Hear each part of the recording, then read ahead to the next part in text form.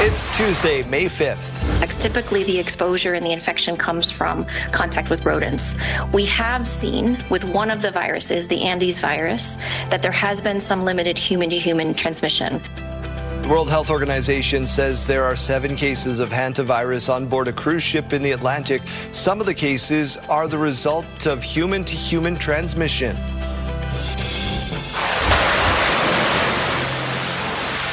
U.S. and Iran are blaming each other for the attacks along the Strait of Hormuz, putting an already fragile ceasefire under further strain.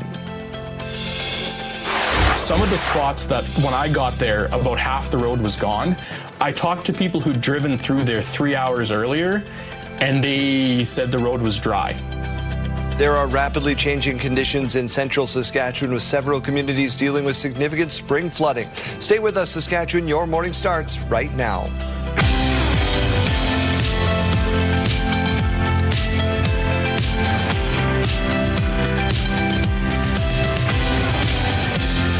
Welcome to Your Morning Saskatchewan. I'm Daryl. And I'm Janelle. Good morning. Happy Tuesday. What happened yesterday? It was snowing. We had our first day of outdoor soccer yesterday for U6. Snowing on us. Snowing. And that wind was so cold. Cold. It was a cold day. Yeah. Very chilly way to start off our week, but those temperatures are going to get better. Should we blame Kayleen? I feel like... Sure. Let's do it. Okay. Let's blame Kayleen. Let's get to news right away. We'll get back to Janelle in just a moment.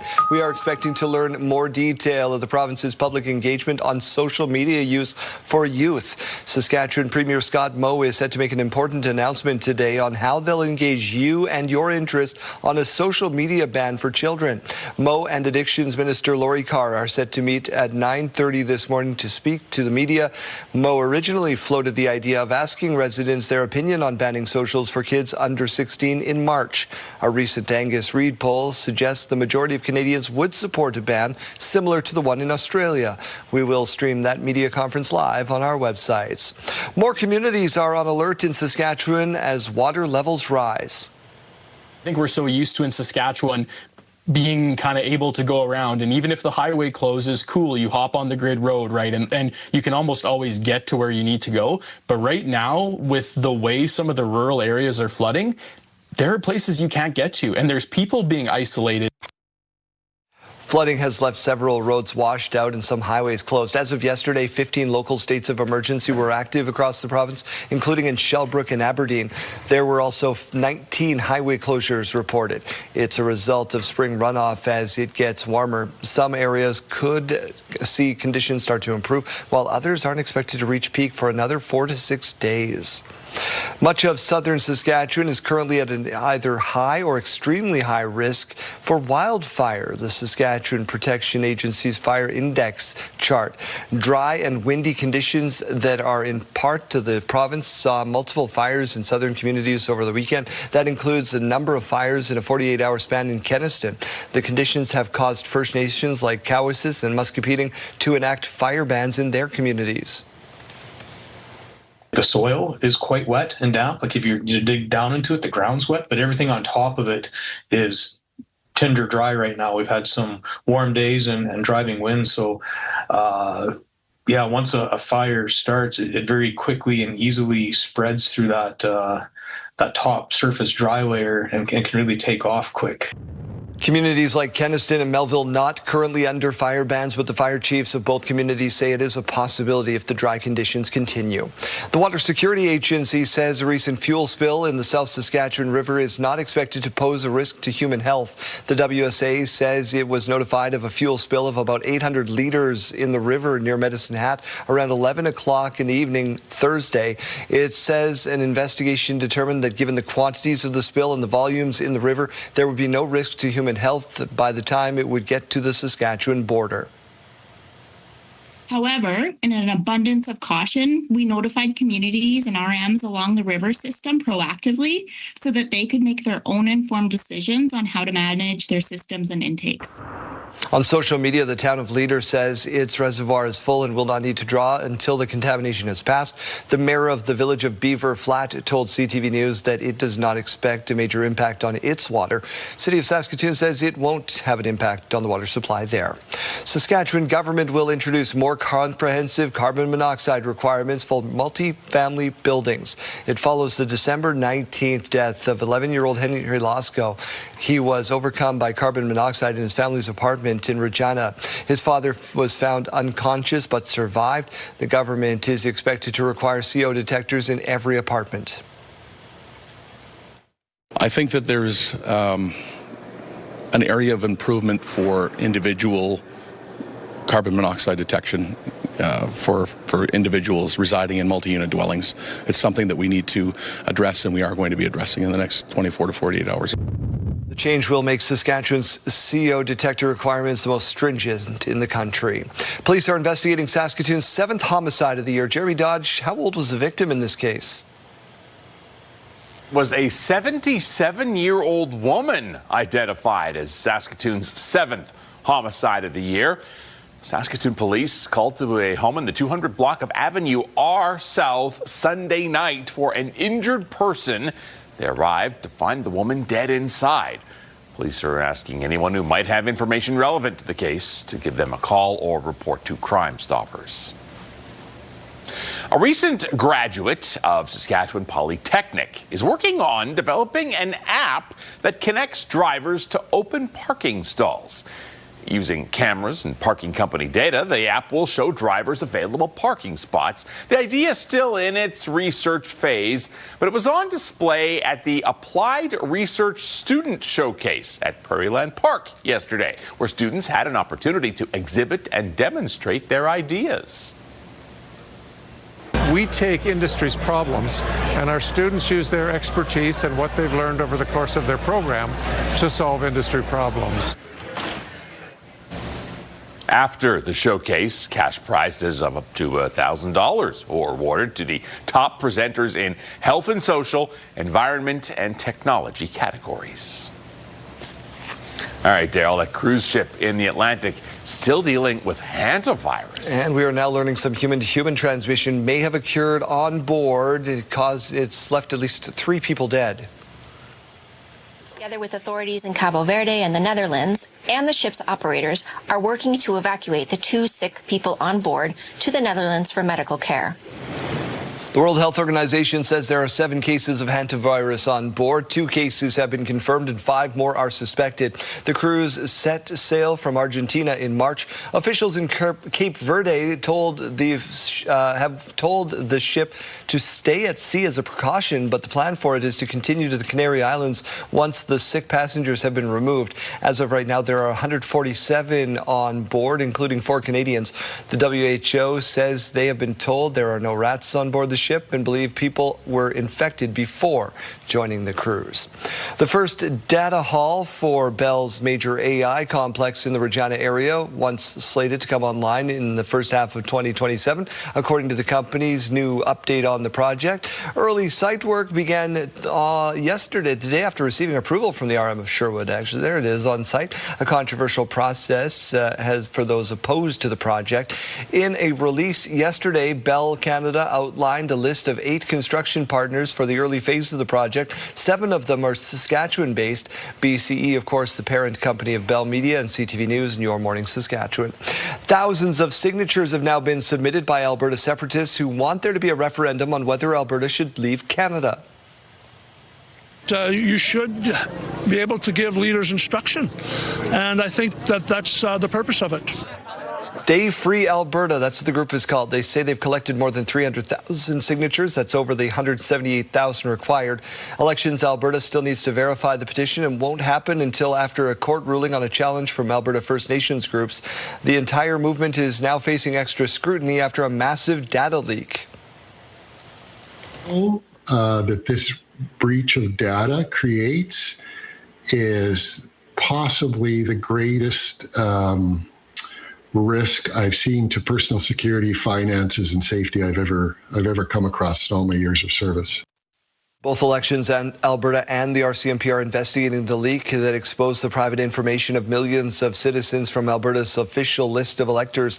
It was posted online by a separatist group called the Centurion Project. Just days away from rookie camp in Saskatoon, the Saskatchewan Roughriders bringing in some local talent. Ashman waggles out to the right to hand it off to Borst, breaks a tackle, and he's at the 20, 15, 10, 5. He's in for the touchdown. Last year's PFC rushing leader, Regina Thunder running back Peter Borsch, Thunder receiver Benjamin Walls, and the Hilltops running back Corbin Eben will be at camp as Territorial Junior invites. The U of S quarterback Jake Farrell, who led the team to a trip to the Vanier Cup, also joining the team under the CFL's QB internship program. The Riders also signing 4 undrafted Canadians, including U of R Rams defensive back Carson Somback, the pick machine himself. The Regina product was named a second-team U Sports All-Canadian. The Riders also signing 5 of their draft class, including second-round receiver Dylan Jette and third-round O-lineman Darius Bell. Let's get over to the Weather Center. First, before that forecast, which I'm sure is cold, let's warm people up with a chance to win some money. That's right. You can wake up and win with CTV Your Morning and Affinity Credit Union. We could pay your bills with a massive $20,000. Imagine what you could do with an extra 20 grand. The possibilities are endless. Today's code word is debt. You can head to the contest page at ctvsaskatoon.ca or ctvregina.ca and scan that QR code on your screen. Enter debt with your info for your chance to win. The Your Morning $20,000 Pay Your Bills contest powered by Affinity Credit Union and Affinity for you. Now let's take a look at some of these colder temperatures that we're experiencing to start off our Tuesday. Things are going to look up though. Slowly but surely we will get there. Currently -6 here in the city, 13 km/h winds, and we are seeing quite a bit of cloud cover over Regina. Now that will continue throughout today, but again, those temperatures will warm up and those wind speeds will start to come down. Over to Saskatoon now, -5, seeing about 17 km/h winds and a little bit more sunshine than what we're seeing currently here in the Queen City. Now let's move over to our current temperatures. This is what we're looking at throughout the province right now. Buffalo Narrow is at -6. Stony Rapids -9, Nipawin and Melfort both at that -2 degree mark. Swift Current and Kindersley also -2, East End -3 along with Yorkton, Estevan -2. Here's a look at our wind speeds now. So we are starting off this Tuesday pretty windy, and with those wind gusts as well, we're seeing those gusts up to almost 40 km/h in certain parts here of Saskatchewan. However, as the day goes on, we head into the afternoon and the evening, we will start to see these come down. Now for our forecast today, again, seeing the temperature increase, not a lot, but a little bit. Battleford seeing about 9 degrees, Saskatoon and 8, or Prince Albert rather, 8 degrees, Yorkton sitting at about 4 for the high. We've got Moose Jaw 8 and Weyburn at 7. Now for our 7-day forecast, here in Regina, 5 degrees for our high, hitting about -5 tonight for the low. Seeing quite a bit of sunshine here this week. However, again, those clouds are in the sky. That will be impacting temperature just a little bit, at least for the next few days. 11 degrees as that high on Wednesday. Thursday sitting at about 15, and on Friday we're wrapping up the week with 18 degrees. Heading into the weekend, seeing about 12 degrees for both Saturday and Sunday. Over to Saskatoon now, 8 degrees today as that high, -4 tonight for the low. We'll get through the week, 17 on Thursday, Friday, expecting to see a little bit of precipitation later on in the afternoon with 17 degrees. Getting into the weekend now, Saturday, 12 degrees, and on Sunday, wrapping things up very nicely with some sunshine and 18 degrees.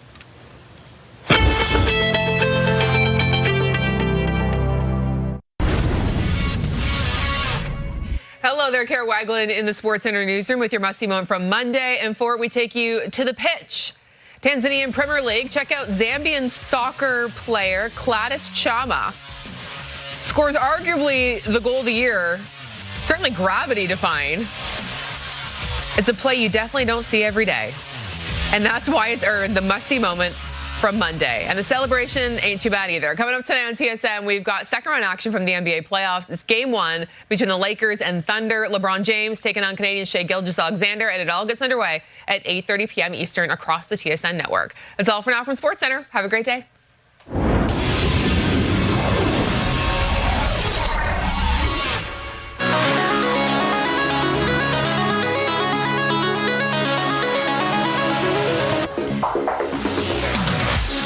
In case you missed it, here's an animal that predicts the weather.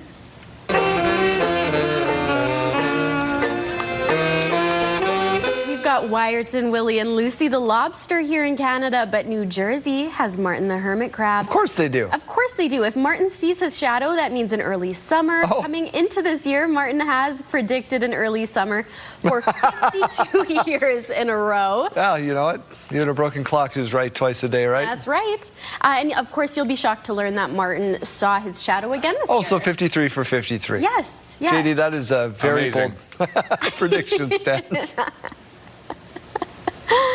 Yeah, hopefully. Let's get summer. Question of the day, Tom.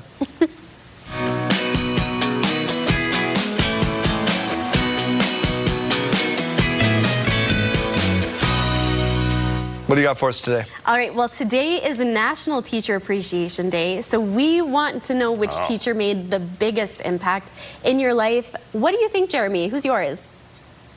Man, I've got a few. I remember Mr. Johnston, English in high school. Mr. Manette, Dave Manette out there, still, I'm sure, inspiring young minds to take up music. So I'm of a certain age. I still can't call my teachers by their first name. I think it's weird. I don't know what it is. I'm sure it's a mental block. Yeah. You were only in school like last year, so who's your teacher? Well, your mom. My mom. My mom was my kindergarten teacher, so of course she holds a special place in my Shout heart. out to Juanita with a W. Let's get to your question of the day answers. You can scan that QR code. You can text 10400. Standard message rates may apply. You could also take a beautiful look outside of the city of Regina, where yesterday it snowed, and I'm blaming Kayleen for that.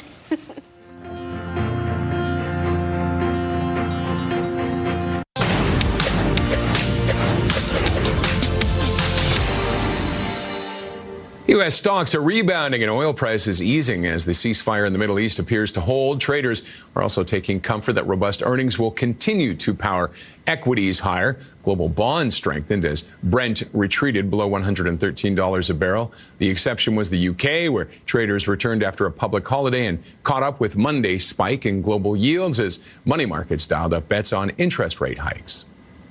Apple has held exploratory discussions about using Intel and Samsung to produce the main processors for its devices in the U.S., a move that would offer a secondary option beyond longtime partner Taiwan Semiconductor Manufacturing. Sources say neither effort has resulted in any orders so far, and the work with both suppliers remains preliminary.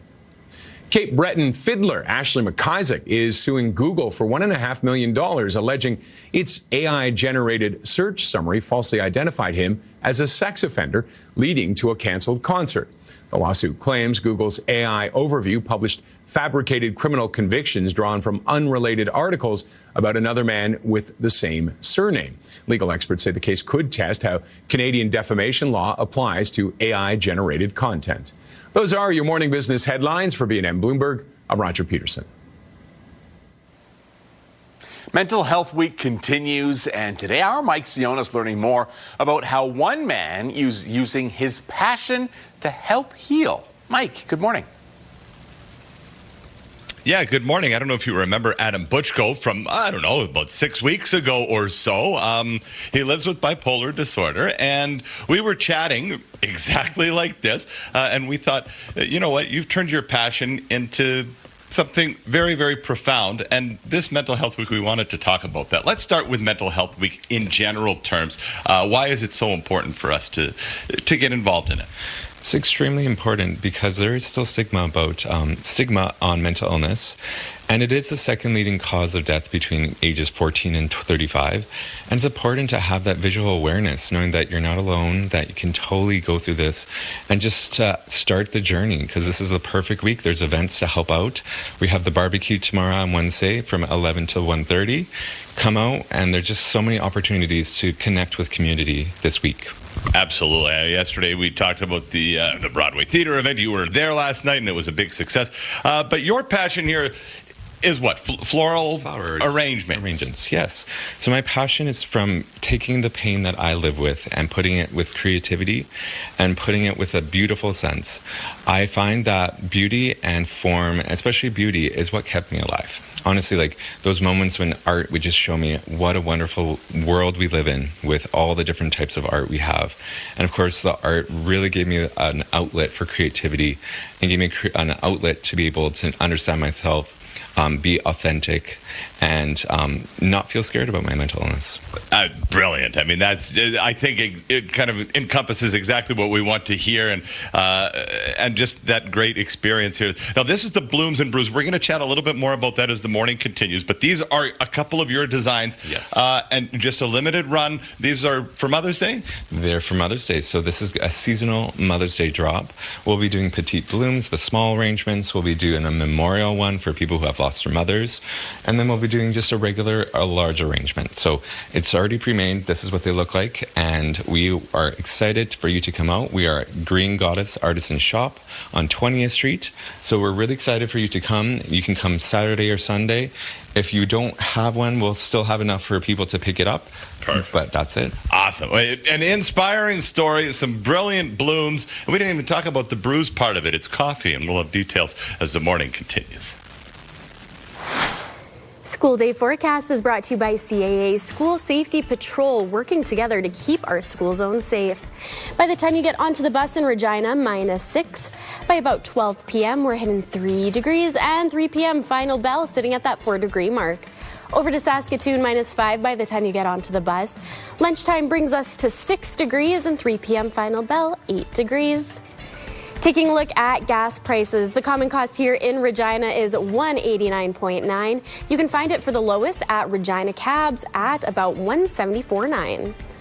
Over to Saskatoon, $189.9 for that average price.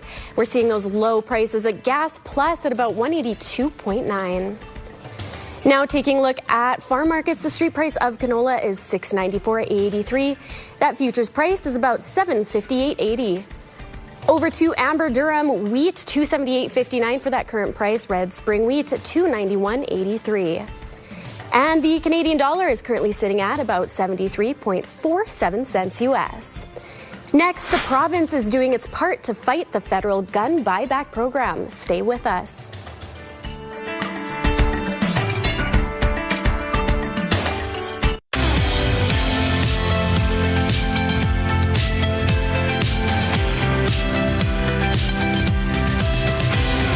Thursday at 6:31. Let's get right to news. The province is doing its part to fight the federal gun buyback program. The legislation now in force allows Saskatchewan gun owners to apply for certificates and exemptions to keep their prohibited firearms.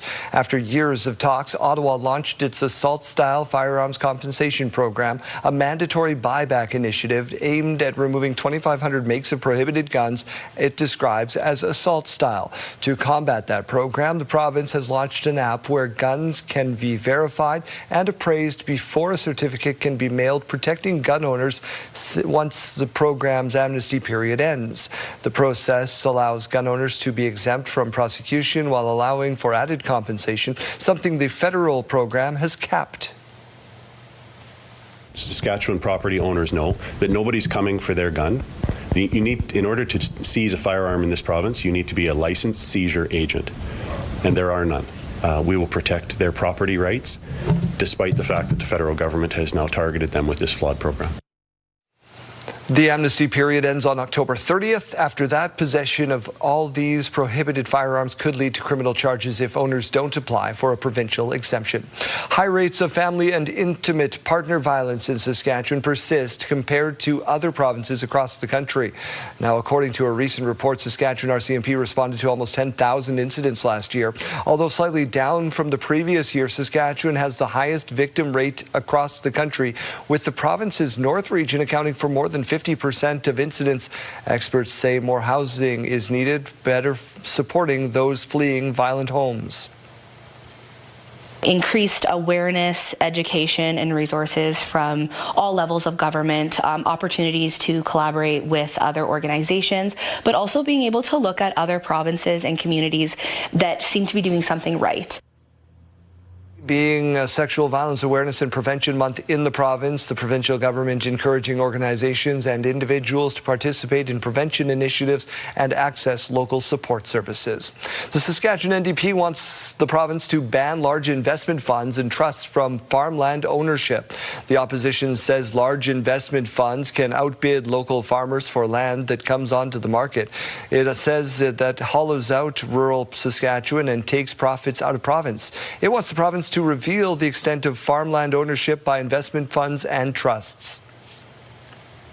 It takes dollars directly out of this province. It denies, in many ways, a fair shot for multi-generational farms to compete for that land within the province and to make sure their operations are able to continue to grow and remain viable. The province made regulatory amendments to ensure pension funds do not hold Saskatchewan farmland. That ended a 2015 exemption granted to Canada Pension Plan investment boards. The ceasefire between Iran and the U.S. is in jeopardy in a dispute over the control of the Strait of Hormuz. The U.S. has released footage of its military presence in the strait. According to the U.S., its military sank 7 Iranian fast boats while escorting stranded tankers through the strait. The U.S. military says 2 ships were able to leave yesterday, but according to tracking data, traffic along the strait yesterday was still slow. Hormuz needs to be reopened. Freedom of navigation needs to be reestablished. This morning, Iran accused the U.S. of breaching the ceasefire. In turn, the U.S. has accused Iran of attacking military and commercial ships. South Korea says there was an explosion on one of its merchant ships. There was also a report of other ships hit off the coast of the UAE. Prime Minister Mark Carney is expected to name a new Governor General today. Mary Simon has been Governor General since July of 2021 when she made history by becoming the first Indigenous person to take on the role. She is now coming to the end of her 5-year term. Mary Simon did face some criticism for her lack of French proficiency. The Prime Minister has said her replacement will speak both official languages. Simon is both bilingual fluent in both Inuit and English. Prime Minister is expected to make that announcement at 8:30 our time.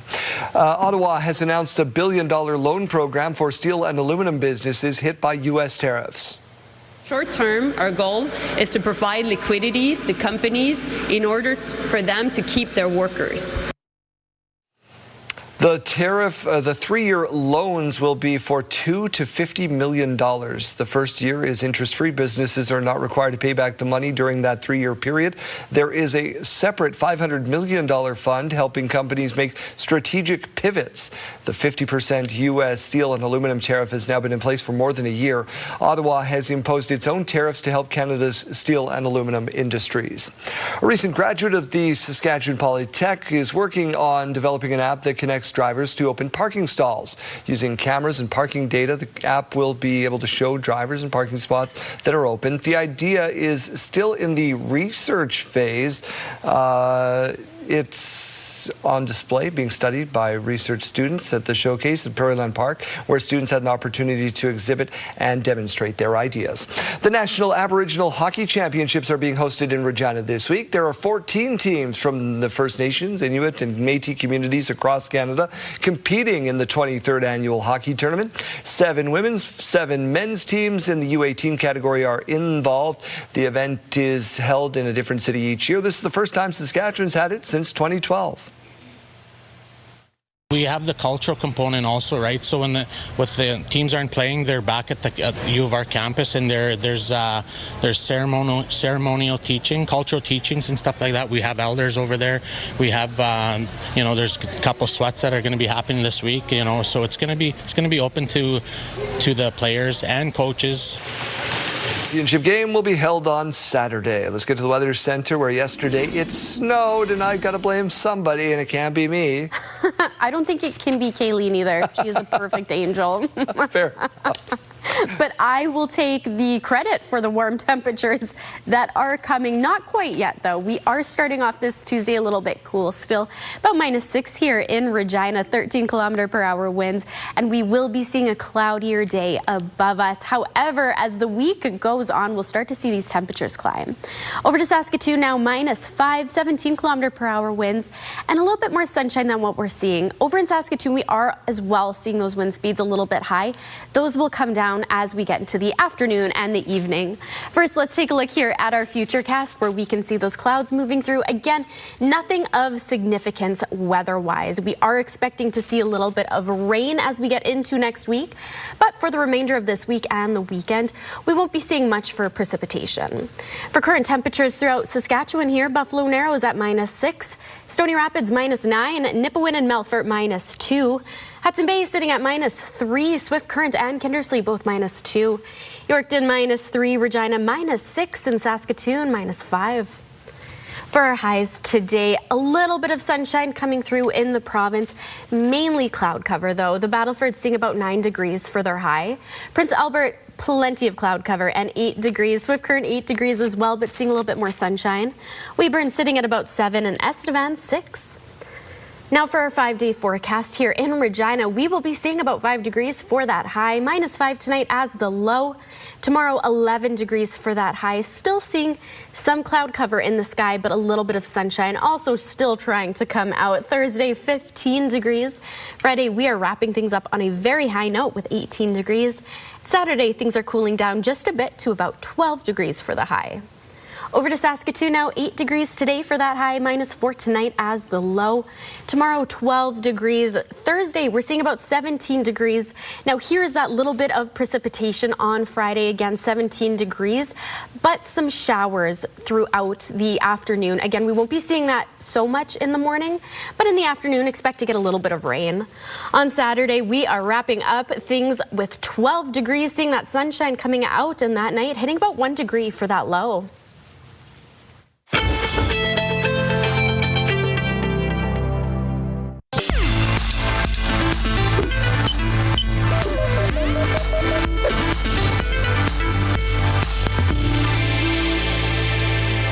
If you're the parent of a tween or teen, you've probably told them 1,000 times to get off their phones. It turns out their teachers are probably doing the same.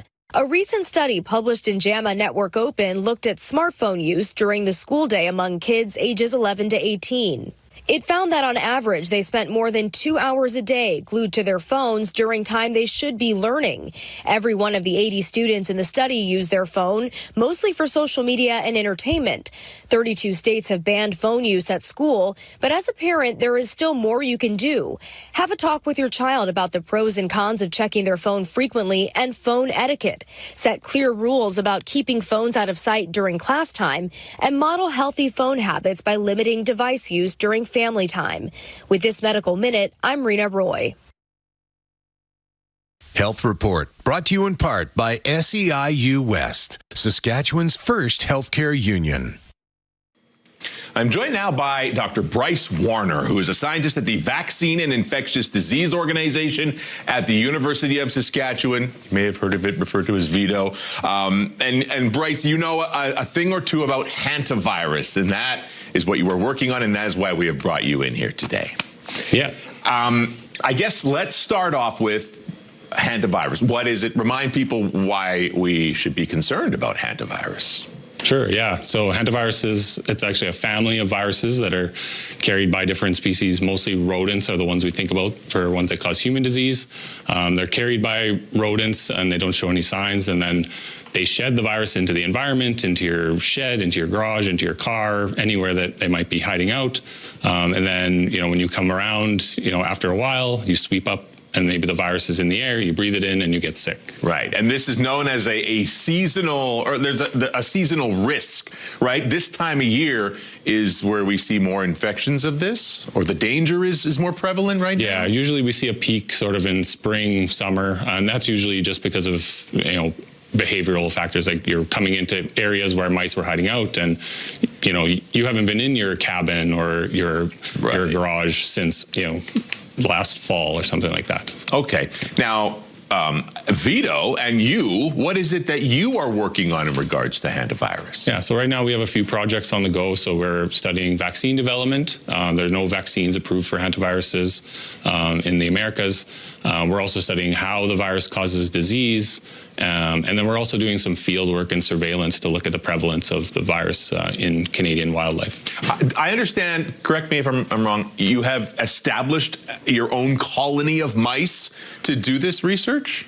Yeah, so I brought in a colony of deer mice. So as a colony I had worked with previously, we brought some mice to the U of S, and they're breeding now on campus, and we use them for our research purposes. How many?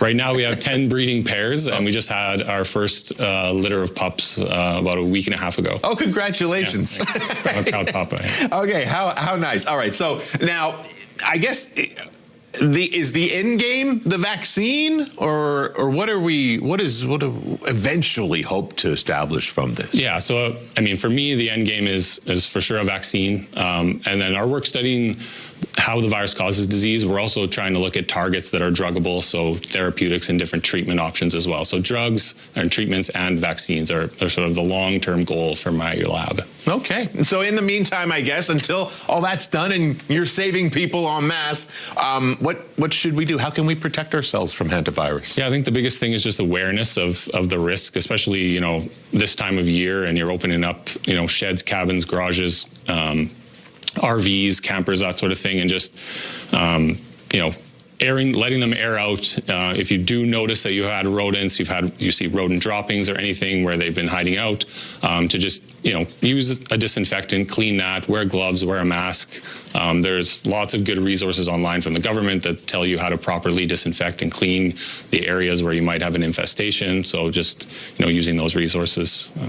Okay, Dr. Bryce Warner, keep up the good work. Thank you for your aid to the human population, and thank you for coming in this morning. Great, thanks for having me.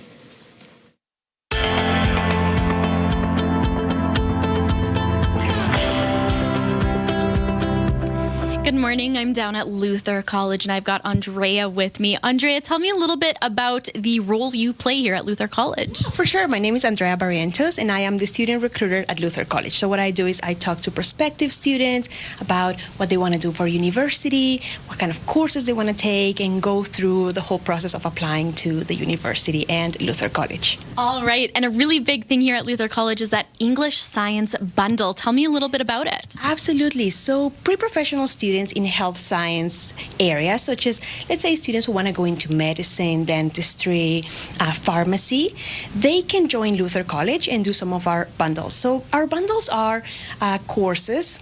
We pre-packed a few first-year courses, and what we do is we have the English and Science Bundle, which groups together their first-year English, Science, and Biology, and students get to take all of those courses together in a small cohort, and their English course is geared towards science topics. So instead of being too literary like English 100 usually is, we have them read about science and health topics. The library has all the resources that students need for taking any of their pre-professional courses, and our librarian is so great helping them study for some pre-professional exams for medicine, pharmacy, and all of those health science subjects as well. So it's a great resource for all students as well. All righty. And how have you seen this benefit students yourself? Yes. So it's so great for students to join a federated college like Luther College.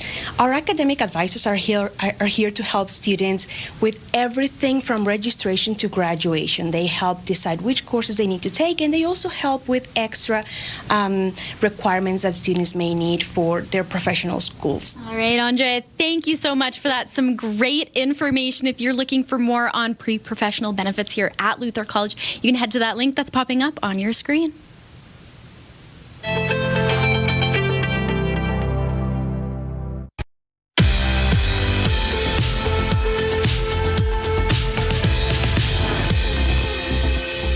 It's May 5th, and we have this milestone to share with you. Happy 44th birthday to Becca. Lots of love from Chad and Seth.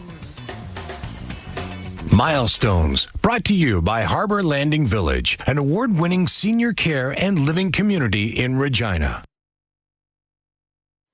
If you have a milestone coming up, you can send us an email at yourmorningsaskatchewan@ctv.ca or scan that QR code on your screen. Please make sure to send them at least one day in advance. Chase, how are you celebrating Cinco de Mayo today? I'm going to go to the Humane Society and get a pet of the week to show off. I don't know. I really had no plans for it, but maybe we'll have a puppy to share on socials. Or you know what? We could give someone some cash. Name That Sound actually returned yesterday, and well, of course, it didn't go on the first day. I don't think it ever has. But coming up 7:40 this morning, we have $600 to play for. That money could be yours. And another concert announcement for you coming up at 8 o'clock this morning. It's going to be a Moose Jaw show coming up in November, but you can start winning some tickets this week with us. Song roulette. Janelle's filling in the Weather Center. Send the very next song out to her. What is it? It is going to be, it's standing room only, Tim McGraw. That's not. So that's a bit of a bummer. It's a good thing she's wearing black, I guess. Thanks. I'll change the song here. I'm gonna flip that one out for her. Let it roll. Let it roll. Thanks, Chase. Thanks.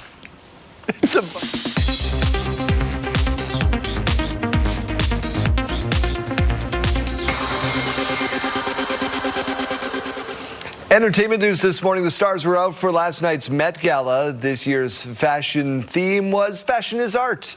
That left a lot of room for interpretation, as you can see, in choosing those outfits. Beyoncé made her Met Gala return after 10 years as co-chair. She went on with a skeleton-themed gown. Rihanna broke out the bedazzler for her gown. It's tradition to be among the last to walk the Met Gala carpet. The stars of Heated Rivalry, which you can stream on Crave, got an invite this year. Connor Story decided to go sleeveless. His co-star Hudson Williams went with a buttonless Matador-style top. Dramatic makeup, of course. Others really went all out. This is Heidi Klum you're about to see under that outfit, if you can believe it. It's supposed to resemble the marble statues in the museum's halls. Then we have Bad Bunny, who apparently thought this year's theme was last year's Met Gala.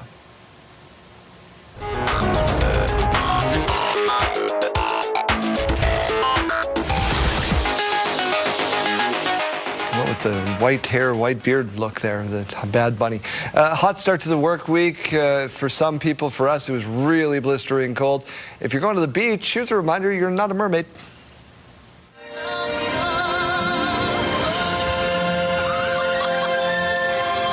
Don't you just sometimes want to see an influencer in the wild get wiped out? Here's your opportunity. There it is. Brianne found out the hard way, not a mermaid. Yeah. Wiped right off the rock.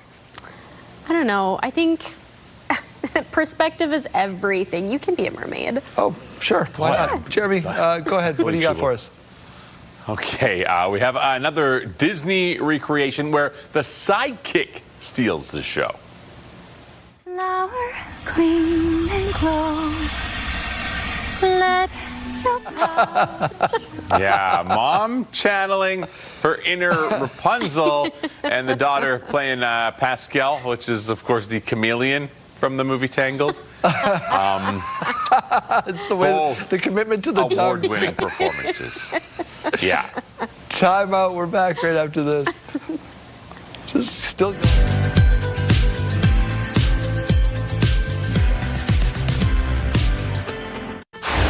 Welcome to Cinco de Mayo. Saskatchewan property owners know that nobody's coming for their gun.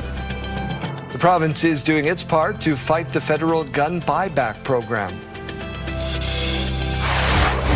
Increased awareness, education, and resources from all levels of government. High rates of family and intimate partner violence in Saskatchewan continue compared to other provinces across the country. We have the cultural component also, right? So when the teams aren't playing, they're back at the U of R campus, and there's ceremonial teaching, cultural teachings, and stuff like that. The National Aboriginal Hockey Championships in Regina this week. Stay with us, Saskatchewan. Your morning starts right now.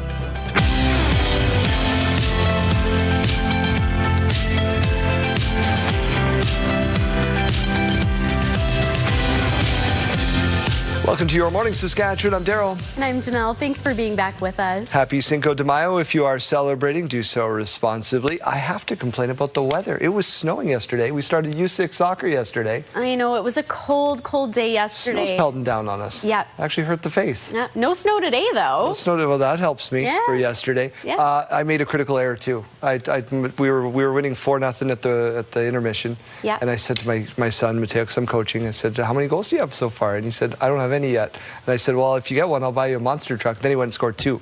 So he's like, now I got 2 monster trucks. 2 monster trucks. 2 monster trucks. So it cost me a little bit of money yesterday. Let's get to news. 7:01, we begin with more communities on alert this morning due to a risk of flooding. I think we're so used to in Saskatchewan being kind of able to go around, and even if the highway closes, cool, you hop on the grid road, right? And you can almost always get to where you need to go. But right now, with the way some of the rural areas are flooding, there are places you can't get to, and there's people being isolated. Flooding has left several roads washed out and some highways closed. As of yesterday, 15 local states of emergency were active across the province, including Shelbrook and Aberdeen. There were also 19 highway closures reported. It's as a result of spring runoff as it gets warmer. Some areas could see conditions start to improve, while others aren't expected to reach its peak for another 4 to 6 days. And flooding has become a major issue in central and eastern Saskatchewan this spring, including areas north and west of Kenora. Highway 9 just outside Kenora is currently closed. Underwater, travelers looking to reach Sturgis or heading north are advised to take an alternate route.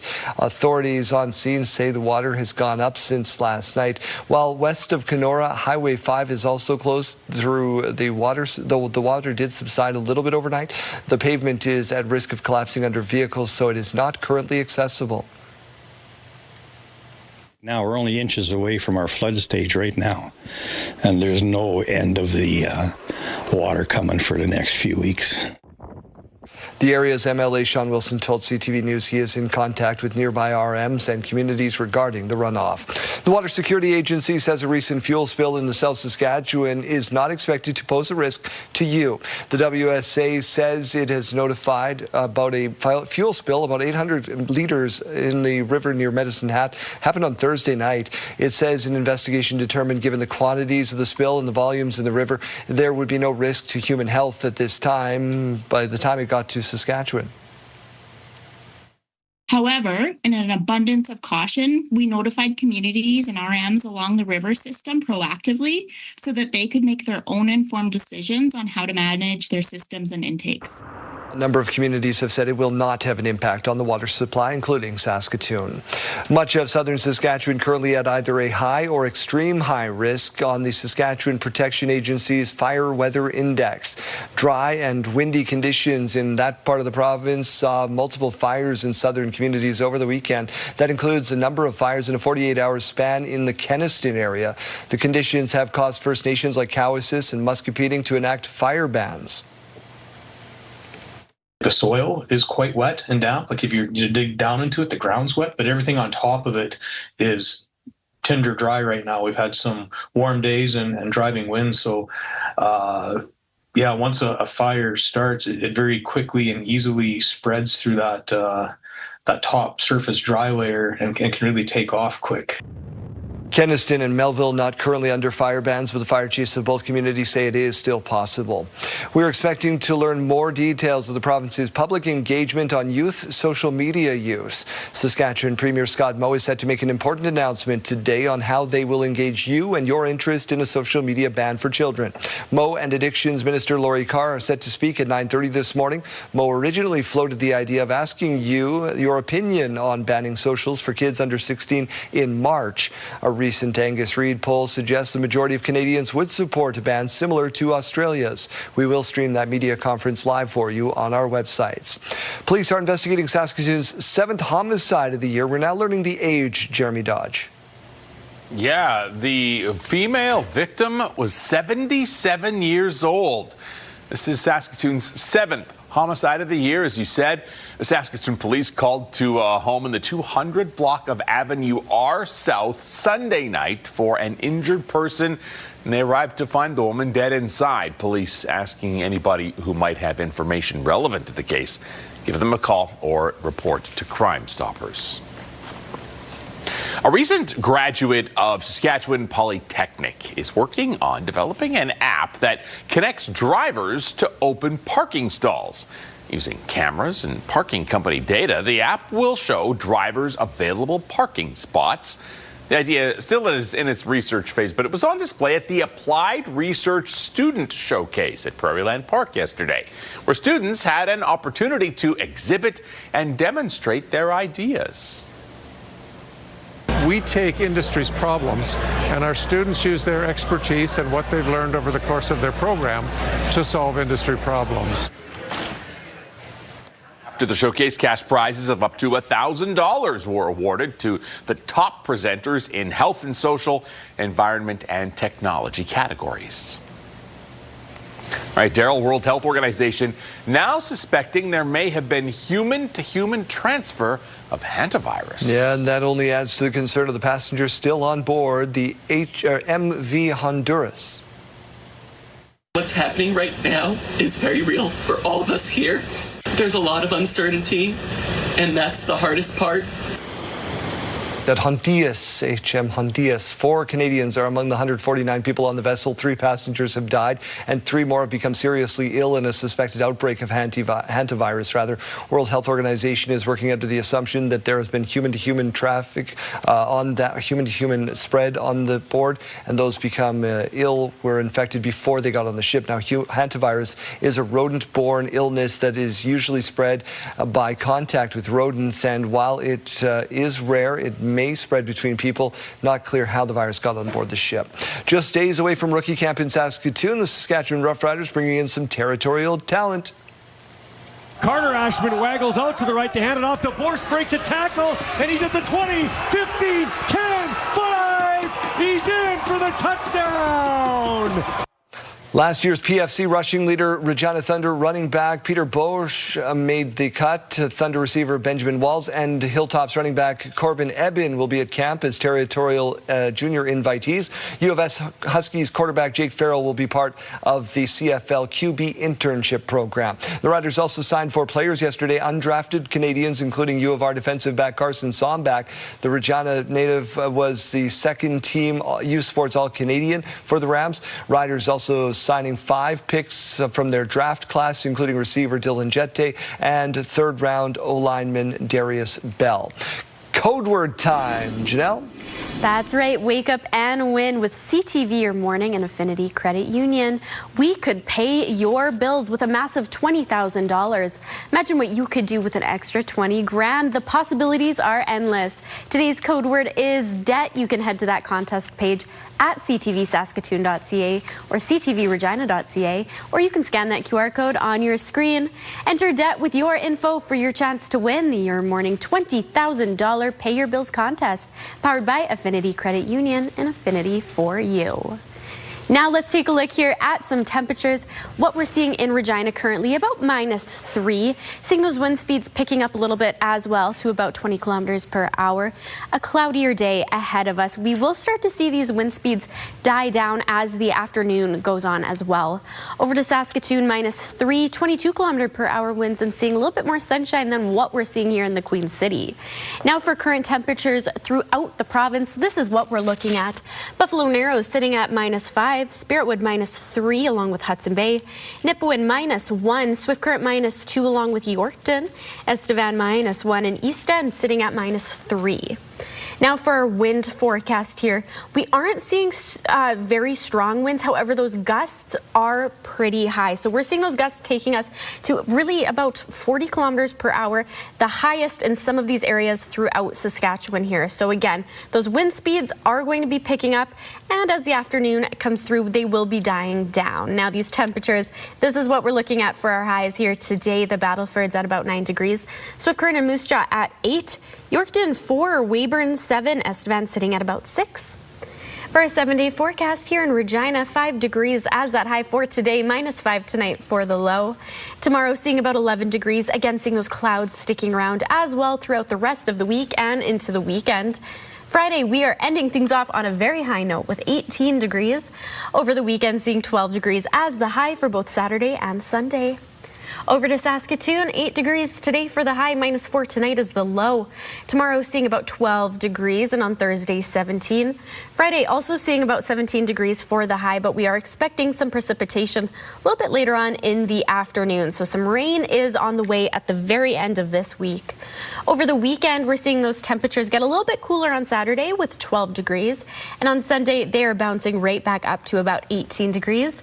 Starting a fresh week on Monday with a little bit more cloud cover in the sky, but 21 degrees as that high and 6 degrees as the low.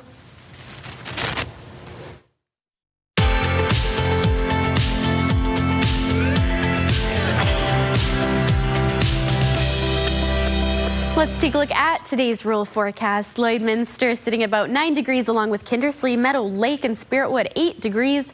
Hudson Bay and Wynyard seeing some cloud cover and 4 degrees. Maple Creek 9, Leader at 10. We've got Broadview and Carlisle both at that 4-degree mark. Now let's take a look at Hanley, where internet plans up to 1 gig are available from SaskTel. Seeing that high of about 7 degrees here today. Some sun and cloud in the sky, and those winds are really anywhere from 15 to 25 kilometers per hour.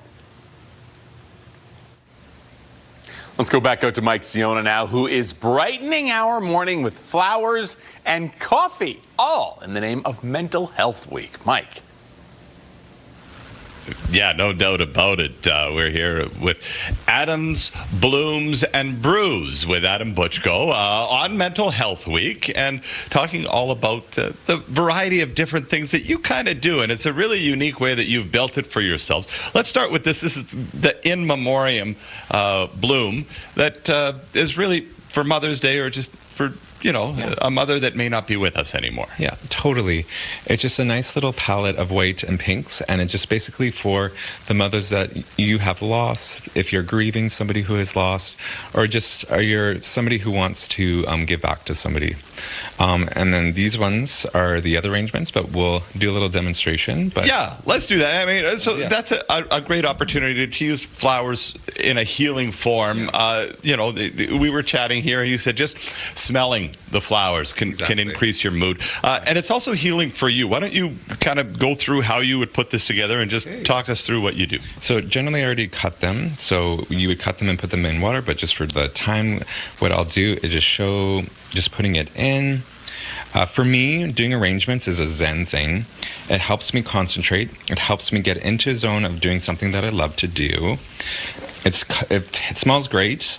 And it's just something that really helps calm me down. Mindfulness. Simple, simple, simple. It helps my mental health by getting out and doing some great, creative art. Yeah. But with flowers.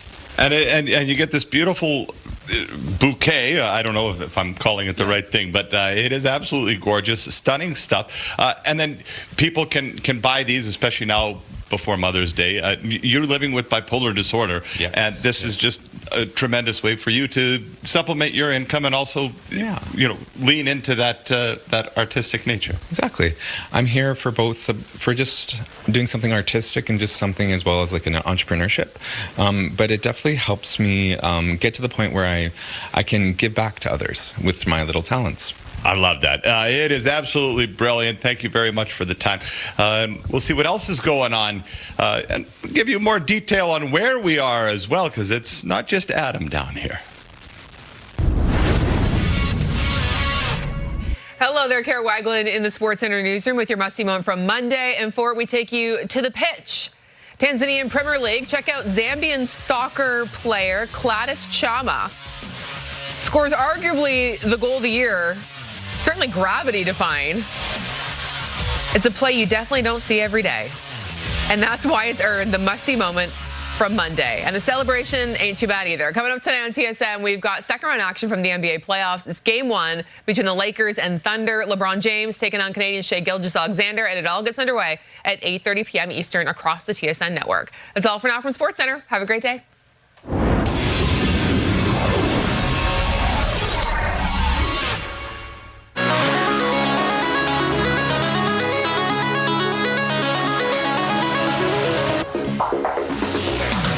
I don't know if you know this, but there is actually a yodeling club.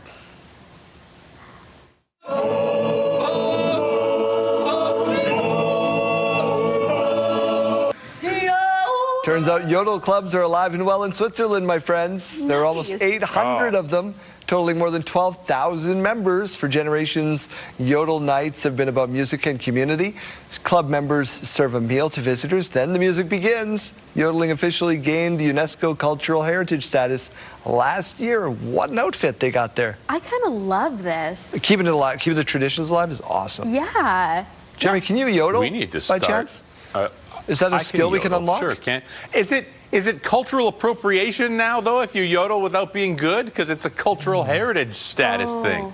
I don't want to offend. That's true. Yodel-y, yodel-y, yodel-y. You thought real deep into that, and you nailed it. Very talented, though. Nailed it. I hope I'm not upsetting anyone. You must have had a good teacher, and this is National Teacher Appreciation Day, and we're shouting out a few today. That's right. We did get some really sweet answers coming in, very heartwarming. And there is still time to send in your answers, too. We'll get into that coming up here. But first, let's look at Tina's answer. She says, Jean Barton, she taught art class and Outlook, reminded me that I could do more and be more. And she never forgot a student, even decades later. How about Mrs. Audrey and Mr. Larry? Not going to attempt that last name. At Columbia School in Yorkton in the 90s had a big impact on Karen's life. Yeah, these are so sweet. So only 2 answers so far. Shout out to my grandma, who has taught most of the community of Brooks, Alberta. My goodness. Started the Retired Teachers Association out there. She's long past, but she was from the Dunblane, Saskatchewan area. So there's a connection there. Yeah. Question of the day answers can be submitted by scanning that QR code and sending those in to us. Janelle's going to fail miserably at our morning mystery right after this.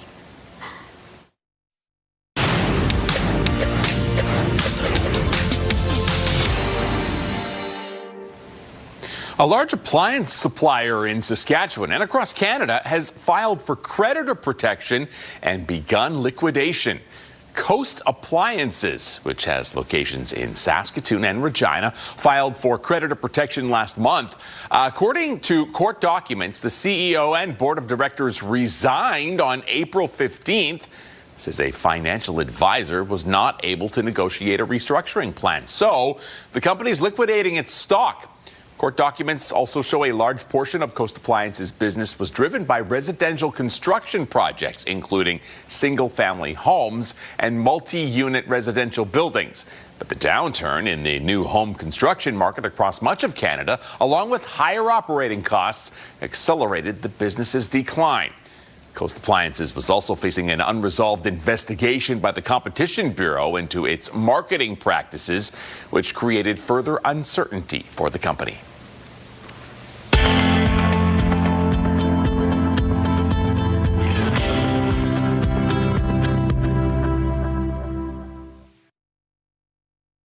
All right, let's get ready. It's our morning mystery time. We've got our whiteboards out. 3 clues lined up for you. Clue number 1 is, oh, see that? She took out her earpiece. Yep. She's not cheating today. Nope. Clue number 1, this day is celebrated annually to mark the end of the occupation of the Netherlands during the Second World War.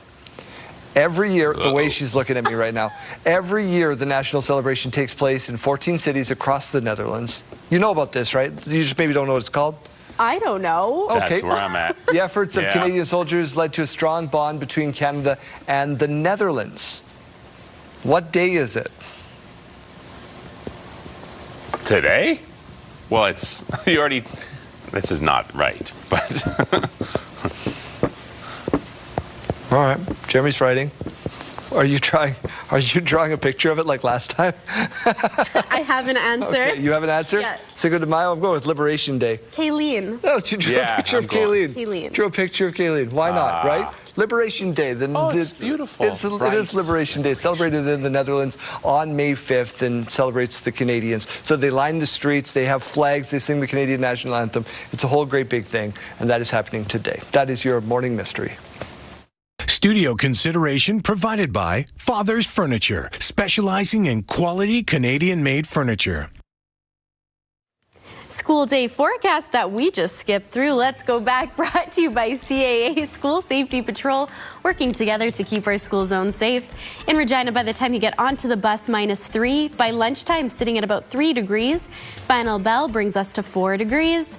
In Saskatoon, -3 by the time you get onto the bus. By about 12 p.m. noon, 6 degrees. Final bell brings us to 8 degrees.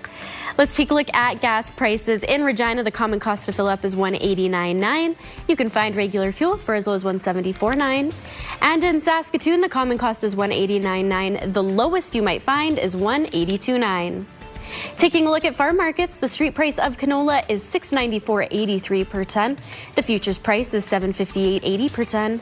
Amber durum wheat is $278.59 per ton, and red spring wheat is $291.83 per ton. And let's take a look at the Canadian dollar. It begins the day trading at 73.47 cents US. When we come back, approved in Canada, an Alzheimer's drug that has shown some early promise.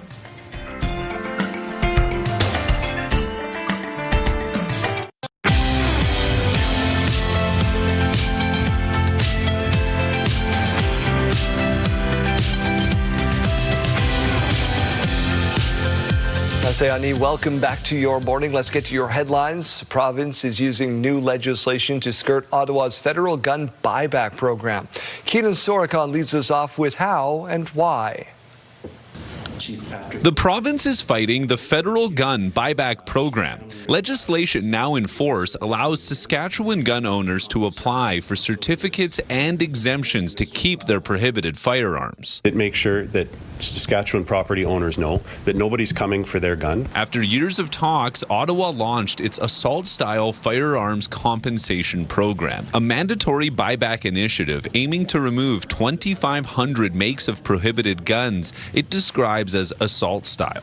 To combat that program, the province has launched an app available on its website where gun owners can apply for guns to be verified and appraised before a certificate can be mailed, protecting gun owners once the program's amnesty period ends on October 30th. The individual would have to be satisfied with whatever compensation is being offered and inform through the process the Saskatchewan Firearms Office before it could be seized or destroyed. The process allows gun owners to be exempt from prosecution after the deadline while allowing for fair market compensation, something the federal government has capped with limited funding. A firearm is deemed worthless by the federal government. We call that a seizure. If a firearm is now deemed seized, that entitles the owner to fair market value, not the arbitrary value that the federal government might be putting on that gun. Police are pleased resources won't be tied up chasing gun owners doing nothing wrong. It all comes down to prioritization.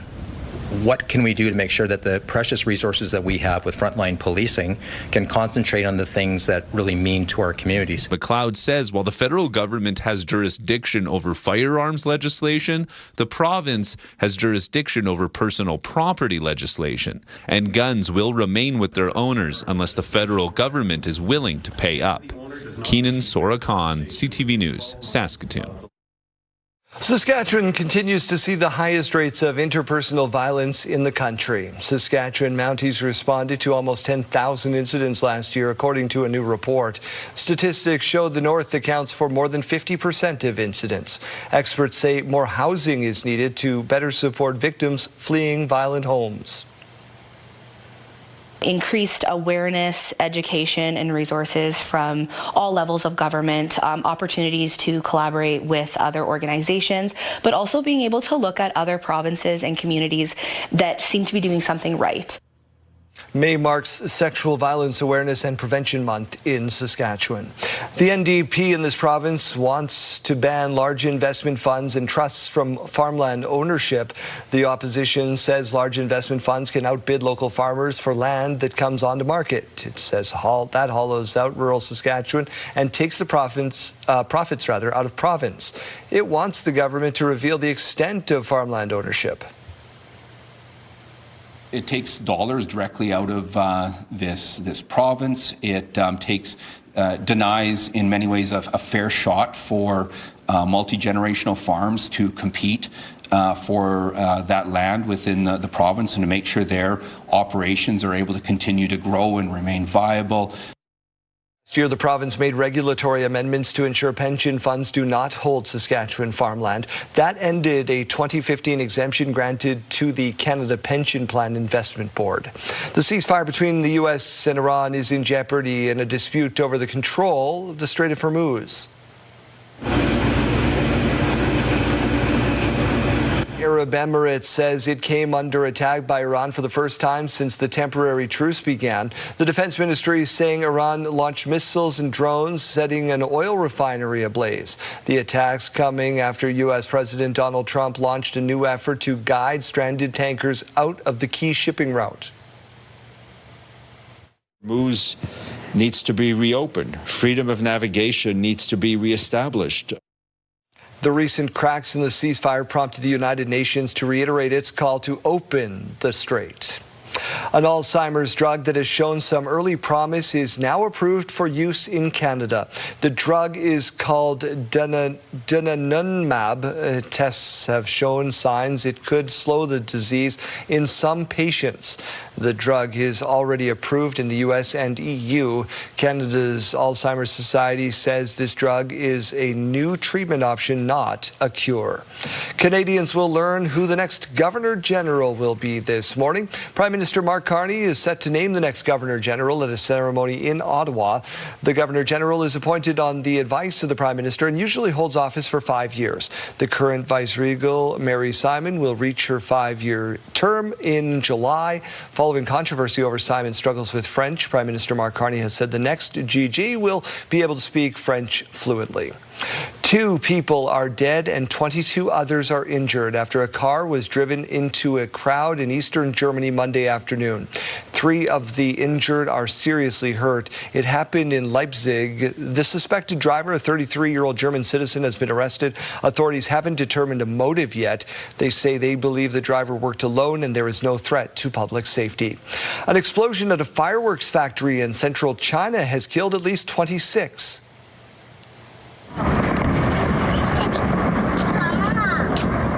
The factory is located in Hunan province. The city is known as the world's biggest fireworks hub. Media is reporting 61 people were also hurt in the explosion. A full investigation has been ordered. Officials are also keeping an eye on air quality for people living near the plant. Britney Spears will avoid jail time for her DUI after pleading guilty to a lesser charge. The 44-year-old didn't appear in court. Her lawyer entered a plea for her, which was for what is commonly called a wet reckless. It allows her to be sentenced to a year of probation, a required DUI class, and state-mandated fines. It's a standard plea offer for defendants with no DUI history or crash or injury on the road, and those who show motivation to seek treatment, which Spears did when she checked into a substance abuse treatment in April. Vancouver International Airport is reviewing its security measures after someone managed to climb into a plane's wheel well. This happened early Monday morning. Statement from YVR says a person gained access to a secure area by climbing over a fence. Porter has confirmed to CTV News one of its plane wheel wells was accessed. The airport says the situation was contained in minutes and operations were not affected. The suspect was arrested. No word yet on which charges they face. A series of hand-carved limestone pieces are being compiled at St. Francis School in Saskatoon. The stone carvings took hundreds of hours and work by a local team of masons. Rocco Stonemasonry worked with the school elders to come up with a meaningful piece for the school. It features sweetgrass, an eagle, a sunset, and a cross.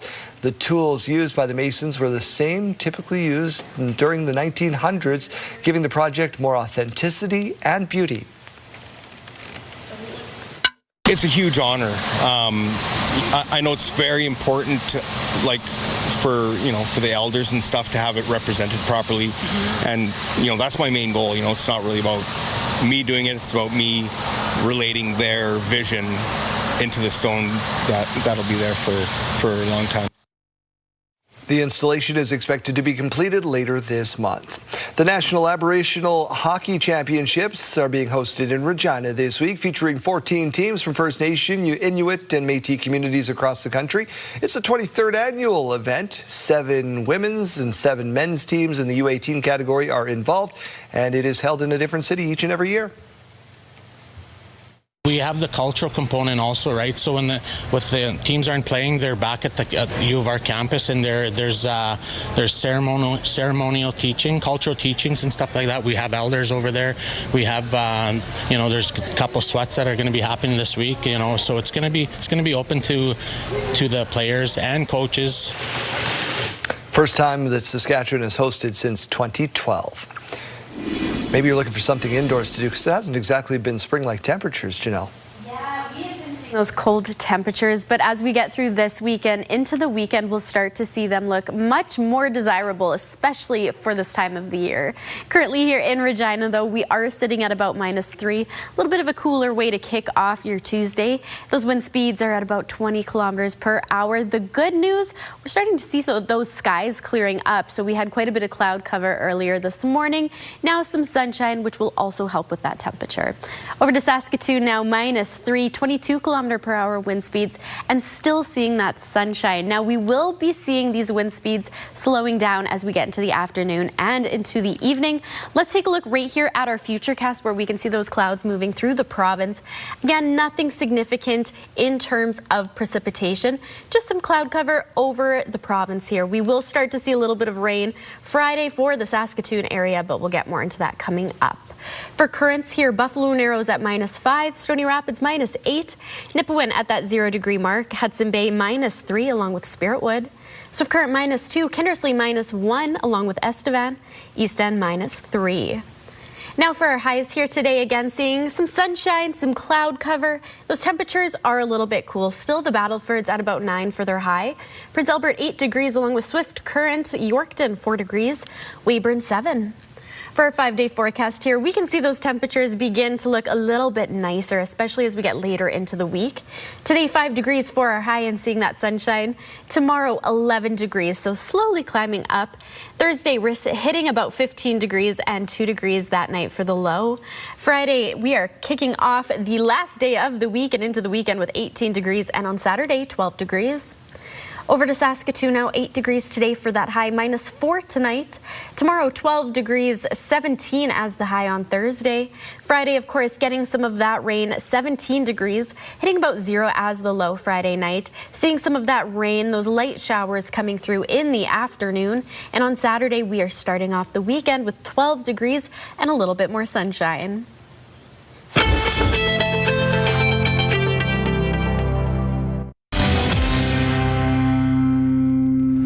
Saskatchewan Polytechnic students put what they've learned on display at an annual event showcasing their ideas aimed at solving real-world problems. Laura Woodward reports. So I'm trying to build an app. A recent graduate of Saskatchewan Polytechnic is developing an app that connects drivers to open parking spots. People are circling around and it creates a chaos on the road. So this project also helps with the congestion, reducing the congestion and helping with the traffic. Using cameras and data from parking companies, the app would show drivers where spaces are available in real time. Park Smart, still in the development phase, was one of many projects featured at the Applied Research Student Showcase at Prairie Land Park. Students from different programs presented ideas aimed at solving real-world problems, including this one. It's a hypothetical idea. A marketing concept that combines pottery painting with a local restaurant to create a new kind of night out. What it is wet paint pottery and Delish by Tish. We brought them together so that we could kind of create like a pottery and pastries night. Projects focused on health and social issues, sustainability, and technology. And industry is more involved, and we find that industry is now coming to us because of the solutions our students are able to provide. The top presenters took home cash prizes of up to $1,000 across the 3 categories. Laura Woodward, CTV News, Saskatoon. All right, it's time for our weekly check-in with Bill Thorne at the Regina Humane Society. Bill, who do you have with you this morning? Well, this morning I've got a real sweetheart. This is Timberwolf.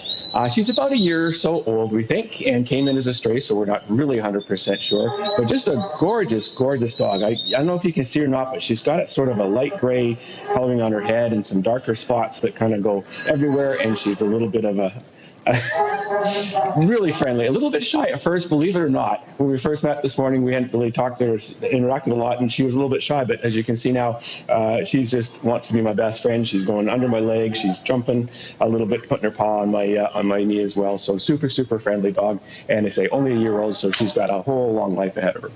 Well, she's adorable. If the right family is watching this right now, how can they go about that adoption process? Well, certainly you can read her profile on our website along with the other pets that are available at reginahumanesociety.ca, and then come down and meet her. It's always a good idea to bring as many members of the family as you can to meet a pet, especially a dog, and make sure everyone gets along okay. But I think she's going to need some training for sure. She's still a little bit young, but again, very friendly, seems very smart too. So I think she's going to be a quick learner. She's absolutely adorable, and she will find that forever home now. Bill, those temperatures are slowly rising. Let's talk a little bit about the upcoming summer camp.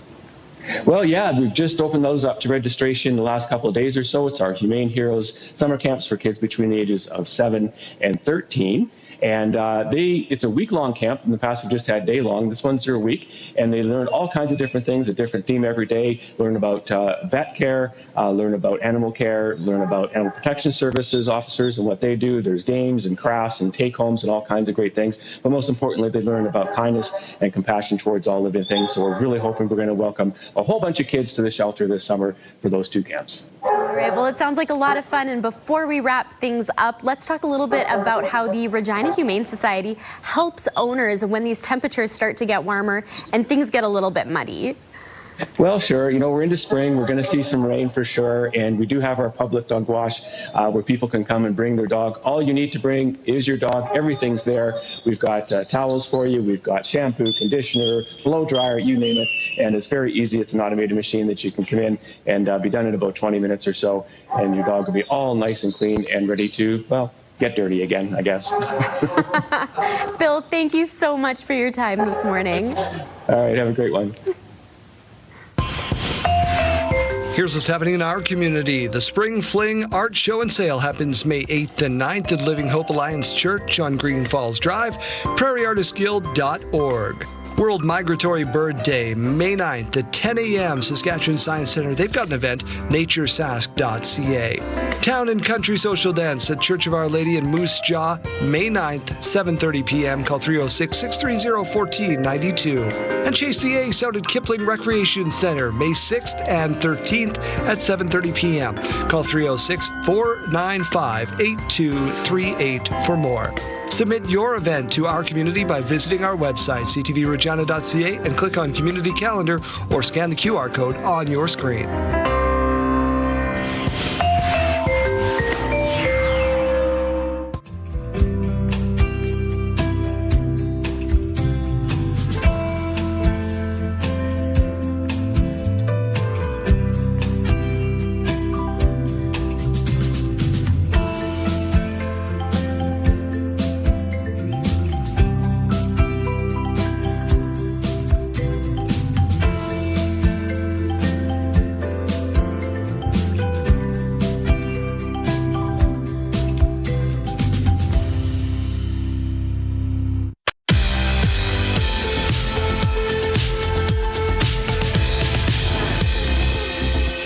It's May 5th and we have this milestone to share with you. Happy 44th birthday to Becca.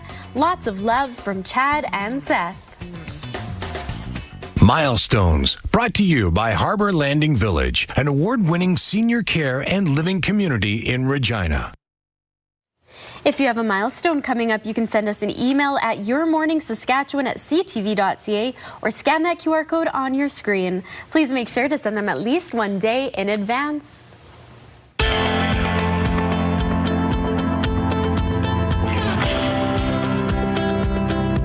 Good morning. I am at the Luther College dorm rooms right now, and I've got Tanner with me. Now, Tanner, when I was in university, I lived in the Luther College dorm rooms. I loved it, but that was years ago. So refresh us a little bit on the benefits of living on campus for students. Sure, yep.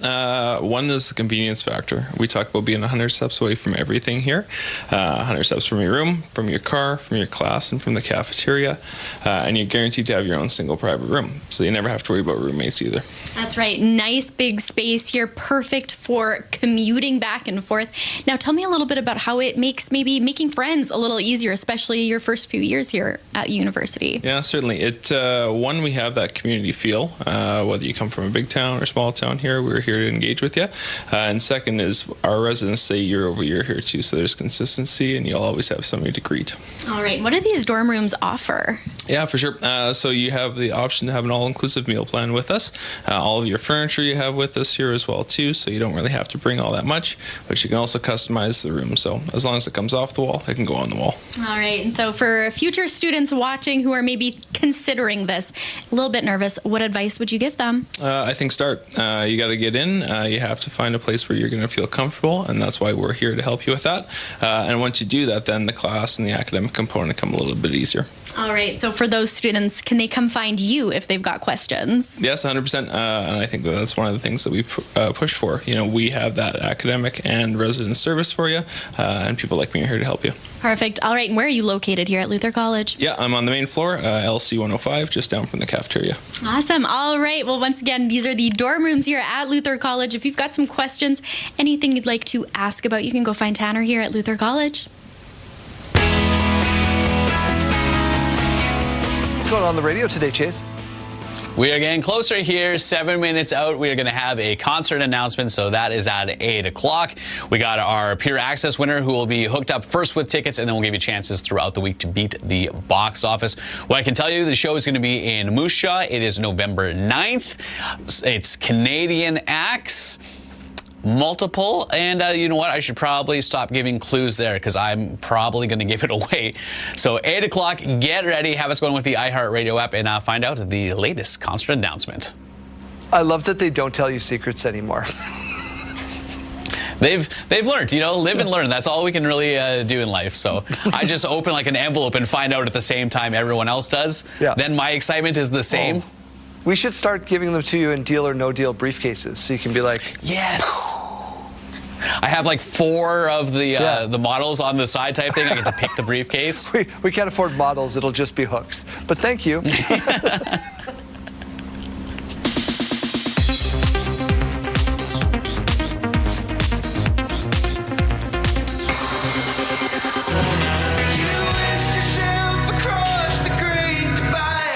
Noah Kahan is on top of the charts. The folk singer's second album, The Great Divide, debuted at #1 on the Billboard 200. This is Kahan's first #1 album. Kahan thanked his fans, saying an album with mostly 5-minute songs doesn't go #1 very often. I hereby declare this annual Nick Weekend. We have our first trailer for the second season of 4 seasons. The new season will follow the friends vacationing everywhere from Italy to upstate New York as they mourn the loss of their friend Nick and welcome a new addition to the group. Season 2 of 4 seasons will premiere on Netflix May 28th.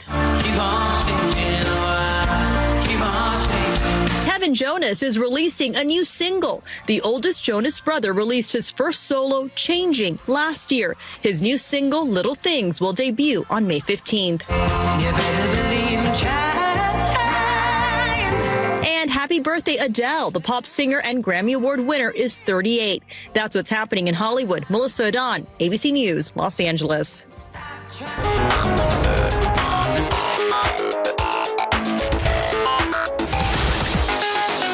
Guests lead us off. So, Janelle, that's you. All right. Well, Zara is a popular clothing brand known for their models doing odd poses in their clothes. Oh. And that hit home with this realtor.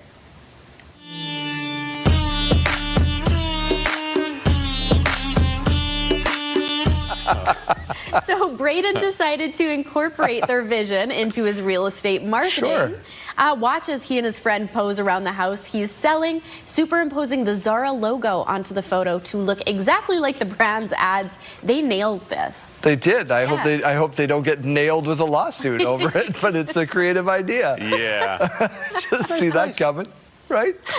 Oh, at least, well, it's free advertising, I guess. Yeah. What about you, Jeremy? What do you got for us? We have a Disney recreation, and I think the sidekick steals the show here. Flower, clean and glow. Let your power shine. Okay, we've got Rapunzel, obviously, but if you remember the movie, she has a friend, a chameleon named Pascal, and the kid has done a wonderful job impersonating them Commitment this is time. right. Commit to the bit. Wow. Oh, man. Very accurate portrayal. It sure is. We got just enough time to show you a person who thinks they're a mermaid, but they are not.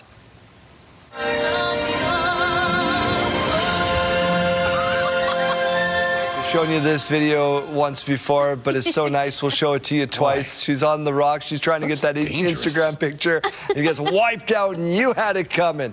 We're going to swim on into break. We're back after this.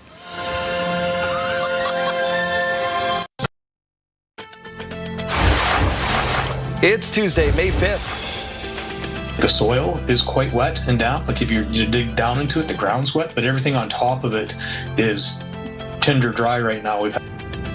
The wildfire risk index rising in Saskatchewan.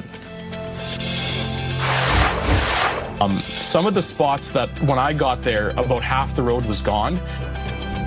Flooded areas of Saskatchewan starting to have an impact on communities. It's a huge honor. A series of hand-carved limestone pieces are being completed in Saskatoon. Stay with us, Saskatchewan. Your morning starts right now.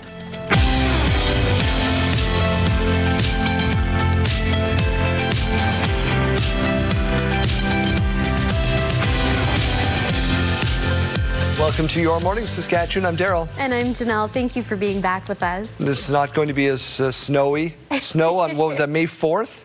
Yesterday, as it was yesterday? Yeah. I couldn't believe my eyes when I saw that snow coming down. Oh, but we don't have it today. It's good. No snow today. No. That's good news. We'll get to news. We are talking about conditions out there, though. Rising water levels across parts of the province have left several roads washed out and some highways closed. Hallie Mandrick with the impact on you.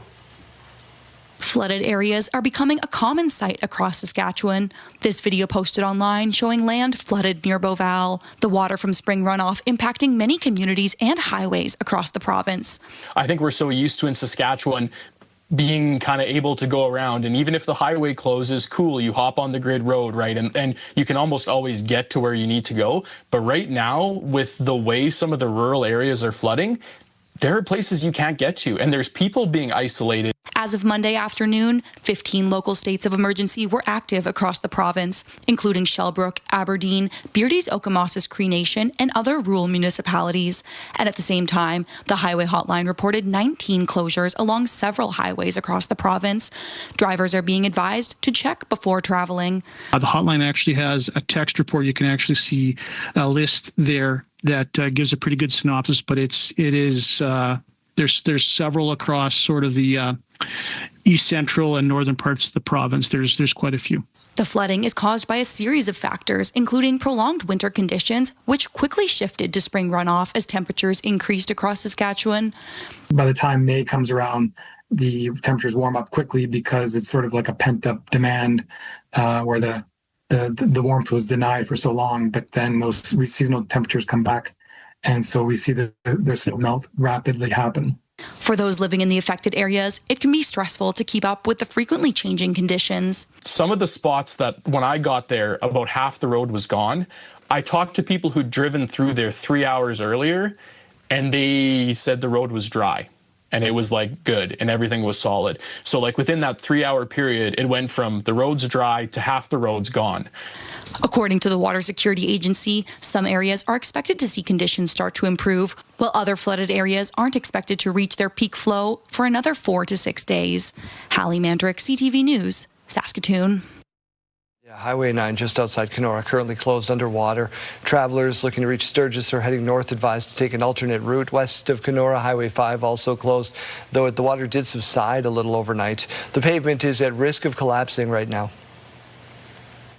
Now we're only inches away from our flood stage right now, and there's no end of the water coming for the next few weeks. The area's MLA told CTV News he is in contact with nearby RMs and communities regarding the runoff. Police investigating Saskatoon's 7th homicide of the year. What are we learning, Jeremy? Daryl, a 77-year-old woman has been identified as the victim of Saskatoon's 7th homicide of the year. Saskatoon police called to a home in the 200 block of Avenue R South Sunday night for an injured person. They arrived to find the woman dead inside. Police are asking anybody who might have information relevant to the case to call them or report to Crime Stoppers. A recent graduate of Saskatchewan Polytechnic's working on developing an app that connects drivers to open parking stalls. uses cameras and parking company data. The app shows drivers available parking spots. The idea is still in its research phase, but it was on display at the Applied Research Student Showcase at Prairieland Park yesterday, where students had an opportunity to exhibit and demonstrate their ideas. We take industry's problems, and our students use their expertise and what they've learned over the course of their program to solve industry problems. After the showcase, cash prizes of up to $1,000 were awarded to the top presenters in health and social, environment and technology categories. Well, Daryl, carbon monoxide detectors could soon be mandatory in Saskatchewan. Apartment buildings, that's right. The province says they're tightening regulations. It'll be announced this week following the carbon monoxide death of an 11-year-old boy in Regina. Wayne Mantika with what you need to know. This Regina family has been pushing for more stringent detector regulations since the December carbon monoxide death of their son. Because we don't think any other children in this province should die. No more. It's got to stop. My son should be the last one. 11-year-old Henry Losco died on December 19th following a carbon monoxide leak in a Regina apartment building. Authorities blame a faulty boiler. The family says no carbon monoxide detector sounded on their floor. The government says new regulations will be announced this week. I think that there's an area of improvement for individual carbon monoxide detection for individuals residing in multi-unit dwellings. It's something that we need to address, and we are going to be addressing in the next 24 to 48 hours. It's expected that detectors will be required in every multi-family unit. Landlords will be given a period to comply. The NDP support the change. And there is the investigation that is currently ongoing that will delve into those broader, deeper questions, and we'll look forward to seeing what those findings are from that report to see, what further kind of governance oversight enhancements can be made. With the change, Saskatchewan's carbon monoxide detector requirements are expected to become the most stringent in Canada. The government says it will encourage other provinces to follow suit. Wayne Mantika, CTV News, Regina. A one-of-a-kind art project is nearing completion at St. Francis Cree School in Saskatoon. After months of work, a local artisan is putting the final touches on a massive hand-carved stone piece that will welcome students for years to come. Carla Shinkaruk reports. This isn't just the sound of stone being cut. It's a story being carved in real time. Ryan Watson has spent hundreds of hours carving 3 large-scale limestone features destined for the exterior of Saskatoon's Cree School, which opened at the start of this school year in September. It's not really about me doing it. It's about me relating their vision into the stone that'll be there for a long time. The pieces reflect themes of connection, culture, and storytelling, developed in close collaboration with elders to ensure every detail is respectful and significant. Symbols like sweetgrass, an eagle, a sunset, and a cross, all carefully incorporated. We've used the templates to transfer the images onto the stone, and it's just a series of, sinking things down and then giving it shape and movement. You have to pay attention to light and shadow. Using traditional masonry tools similar to those from the early 1900s, the process is as authentic as it is labor-intensive. You always have to look up to see our carvings, I guess. So most people often just think it's cement, but they don't realize that it's a stone carver using traditional tools of the trade. So that largest carving is going to go here to the left of the main doors, and the cross is going to go on the other side of the name of the school. It's pretty special to have been asked to do these 3 carvings for the Cree School. The project has also sparked interest from the community, with many following along online as the carvings take shape. Plus, some from the school community have also had a chance to see the early stages. Just through photos, and there's been really positive feedback, which is really good for me. It's hoped the carvings will be put up around the middle of this month. Carla Shinkaruk, CTV News, Saskatoon. One more time for that code word of the day, Janelle. That's right. Wake up and win with CTV Your Morning and Affinity Credit Union. We could pay your bills with a massive $20,000. Imagine what you could do with an extra 20 grand. The possibilities are endless. Today's code word is debt. You can head to the contest page at ctvsaskatoon.ca or ctvregina.ca or scan that QR code on your screen. Enter debt with your info for a chance to win the Your Morning $20,000 Pay Your Bills contest, powered by Affinity Credit Union, an affinity for you. Now let's take a look at some of these temperatures. We are starting to see things slowly warm up here in the Queen City. 0 degrees, but those wind speeds picking up just a little bit at about 30 kilometers per hour, seeing a little bit more sunshine than what we saw earlier this morning as well. Now over to Saskatoon, 0 degrees, 26 kilometer per hour winds, and you can see that sun coming out. Beautiful skies above our friends over in Saskatoon. Now let's look at our current temperatures here throughout the province. We've got Buffalo Narrows -3, along with La Ronge. Spiritwood -1, Melfort at 0 degrees, Hudson Bay -2, Kindersley 0, Swift Current -1, Yorkton -2, Weyburn already at that 1 degree mark, Moose Jaw and Estevan both at 0 degrees. For our highs here today, seeing that sunshine and of course some cloud cover as well. The Battlefords at 9 degrees for their high, Prince Albert 8, Yorkton sitting at 4, Estevan 6, Swift Current also at 8 along with Moose Jaw. Let's take a look now at our 7-day forecast. In Regina, again, we aren't expecting to see that precipitation returning anytime soon. Today, 5 degrees for that high. Tomorrow, 11, slowly seeing that temperature rise. Thursday, sitting at about 15 for the high, 2 degrees that night for the low. Friday, an extra beautiful day. We're sitting at 18 degrees and some sunshine. Over the weekend, about 12 degrees for both Saturday and Sunday. Monday, 22. Over to Saskatoon now, 8 degrees today, -4 tonight for the low. Tomorrow, 12 degrees. Now Thursday, starting to see some cloud cover rolling in, 17 degrees as that high. On Friday, those clouds are leading us to a little bit of precipitation in the afternoon. Some light showers expected to be moving through Saskatoon. Over the weekend, though, we are starting to see those skies clear up. 12 degrees on Saturday, 18 on Sunday, and Monday, a beautiful 21 degrees and 6 as the low.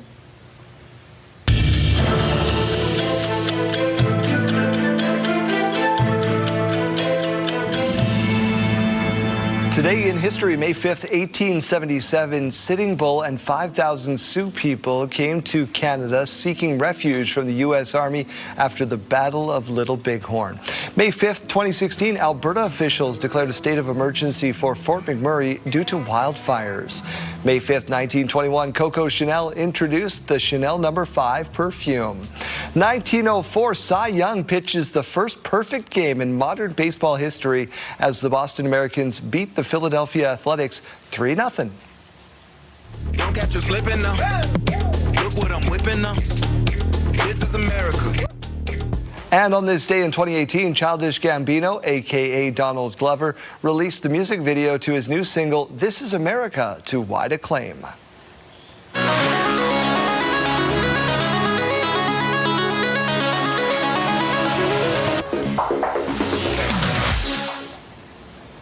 In case you missed it, the Prince Albert Raiders returned home as Eastern Conference champs yesterday afternoon to a crowd of enthusiastic fans. Supporters gathered outside the Art Hauser Center to welcome back the Raiders on the team's return from Medicine Hat. They defeated the Tigers in Game 6 of the Eastern Conference Final. I love that. So the Raiders now face the Everett Silvertips in the championship game. And we've got the head coach coming on the show Friday, so very excited. That little tractor needs to drive around on the ice, the little juice bomb there. Yeah, I agreed. Like the White Horse or Gainer's car. Right? Right? Every goal. There they go. Yeah. I love that so much. Love those kids. All right, let's get to our question of the day. Time for National Teacher Appreciation Day.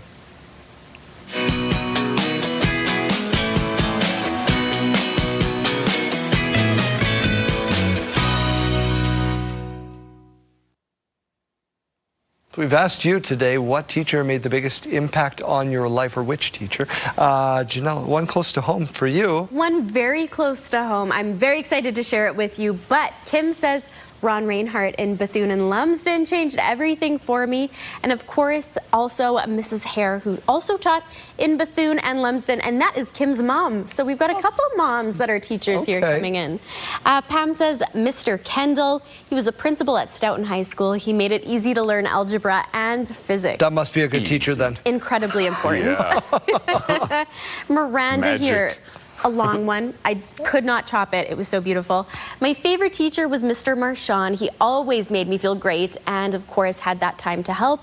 I do want to mention all three of my kids' favorite teacher is Mrs. Lippi and Esther Hayes. Oh, there it is. There it is. She is so caring and has the kindest heart. We all love your mom. So, Mom, if you're watching, I'm not sure if you left for work yet, but this one is for you. And Julius, who says, I had so many favorite teachers. You can't just choose one. So I will say Miss Carpapel. I hope I said that right, Julius. Is that Ms. Krabappel from The Simpsons? Are you being punked right now? I think you got punked. I think you got punked on that one. You're kidding. I think you got punked on that one. It happens to the best of us. There you go. You got punked.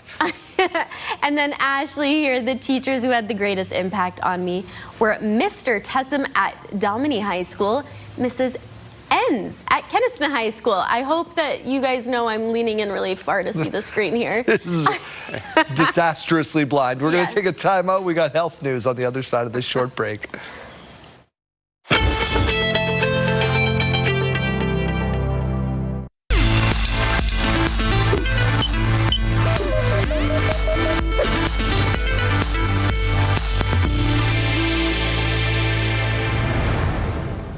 Early detection is a critical component in the fight against breast cancer.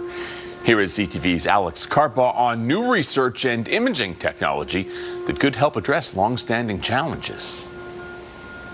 So this is a lab prototype of our microwave imaging system. A potential breakthrough tool in early breast cancer detection. So these wires, this would be each one of these wires goes to an ultrasound transducer. Researcher Joe Lavetri and his team at the University of Manitoba are working on a new kind of dual imaging technology that can tell the difference between different types of tissue. We're the first ones to couple ultrasonic waves, ultrasound imaging with microwaves, and we think that we've made a bit of a breakthrough in coupling those two to get more information of the tissues inside the breast. Lavetri says the technology could help doctors get better information faster with the long-term goal of potential clinical and commercial application. This would be an ideal technology to monitor during the treatment to see if the treatment is actually working or not. More testing is needed before anything moves forward, a push being supported by Tomatis, a Winnipeg-based medical imaging company. We're actually hoping to test this on humans, not in a clinical trial setting, but more of in a test landscape later this year, ideally. The study, which is subject to regulatory and ethics approvals, determines next steps of where and how the technology could be used. Providing some sort of option that would work kind of in conjunction with such a thing, maybe as another option potentially in the future, is something that I look forward to. According to the Canadian Cancer Society, breast cancer is still the most common cancer among Canadian women, with about 1 in 8 expected to be diagnosed in their lifetime. You can't deny the importance of breast cancer. I think everybody in Canada that you speak to knows of someone who's had breast cancer. Lavetri hopes this technology will help close critical gaps in early detection, ultimately improving outcomes and giving patients a better chance at timely, life-saving care. Alex Scarpa, CTV News, Winnipeg. Health Report, brought to you in part by SEIU West, Saskatchewan's first healthcare union.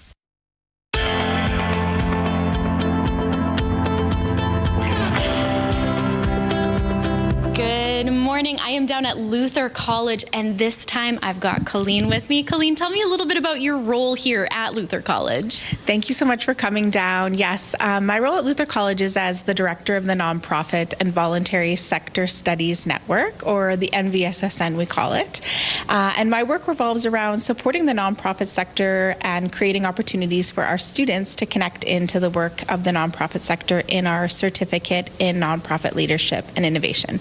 All right, and how do you work to allow students to be a part of some of these events that are hosted to help with networking and connecting with people outside of campus? So both through our certificate where we have engaged learning opportunities. So each of our courses, we partner with a local nonprofit organization, and students do projects that are working to support the nonprofit sector, and it gives them the opportunity to learn about what's happening in the sector, events that are going on in our communities, challenges, opportunities, and ways that students can be a part of that change at the community level.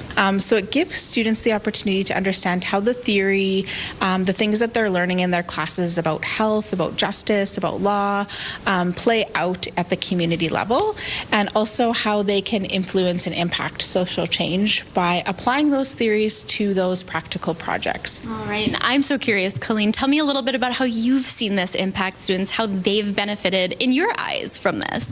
I hear all the time from students that the opportunity to really understand and get to know the leaders in the nonprofit sector and the leaders at the community level.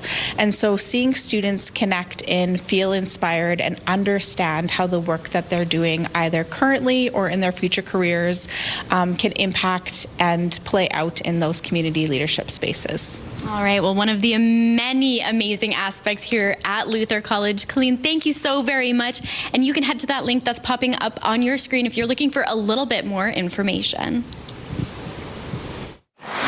Saskatchewan's always booming tech industry has a busy spring of activities coming up, and Katrina German from Ethical Digital is here to tell us all about them. I guess let's get right into this calendar. The first one is UP, or is it UP? It's Uniting the Prairies. So everybody calls it UP, the UP conference, but it's called Uniting the Prairies. So this is an excellent conference. If you've been creating tech out of your basement, or you've been thinking about getting involved in the industry, this is an awesome event to get involved in. It's where the business happens. So there's investors there, there's other tech founders, there's a lot of learning, and it's held in Saskatoon on April 29th and 30th. Okay, so this is a must then for anyone interested in getting into tech. That's Networking right. here must be just perfect. Get it in. Yeah, it's a networking time, that's for sure. Okay, excellent. What else is coming up? Oh, Innovation Week is in May. This is a relatively new area. Innovation Saskatchewan is organizing it, and across Saskatchewan and like Regina, Saskatoon, they're actually opening up a lot of the research groups that they fund, and different people are participating. So, for example, if you want to go and see the synchrotron, there's tours that are open that week, and so you can check out their website too, and they have a whole list of all the different tours that are available. If you want to be taking a peek into what's going on research and technology in Saskatchewan, Innovation Week is an excellent way. Okay, and now our rural viewers also have some opportunities. That's right. I want to look at this, make sure I have it right. May 25th and 26th, it's Innovate Rural. So the Southeast Saskatchewan Tech Hub is hosting this in Estevan. And essentially it's the way that rural groups are approaching innovation, and what are some of the unique ways to be doing it for rural communities. So I think it's going to be a very powerful event. If you spend any time with farmers, they always are coming up, and they're using technology that just is out of this world. We are an innovative people in Saskatchewan, so let's make sure that everybody's included in creating that and really propelling innovation in Saskatchewan. Amazing. Okay, and then there is we got time for one more. Okay, one more. There's even more events than this, but Vendasta is hosting on May 17th. It's called Ideas on Tap. I'll actually be one of the speakers, but we're talking about the new age of branding yourself online in this strange new era where all this AI is out there and allowing people to clone themselves to put themselves online. You know, there's a lot of different options. So if you want to just come and have a conversation about what you're doing with your online brand, Ideas on Tap at Vendasta. Okay. Now, what does that mean exactly? Your online brand. I want to delve into this a little bit. What are you talking about? Yeah, so a lot of us are posting for our businesses or trying to have people think of us in a certain way, to hopefully drum up business. So when you're thinking about that, for me, for example, I may not post about my children online, but I talk about business and the things that I care about a lot. So you think about your online brand, and a lot of people are actually curating it and deciding what they're putting out there, hopefully for sales or to move a movement forward. So now there's all these new tools that are coming out though with AI. So there's ones where you can actually record yourself and video yourself for a period, and then AI will start creating videos for you. So is that safe, not safe? Is that trustworthy, not trustworthy? Those are those types of questions that are very important to be having right now, and you can learn different ways of doing it. All right, yeah, don't get left behind. Absolutely. Your digital footprint and your digital brand, very important. Katrina, you'll be at all these events, of course. Yes. Where can we find you otherwise? I am at ethicaldigital.ca or katrinagerman.com. All right, thank you so much. Thank you.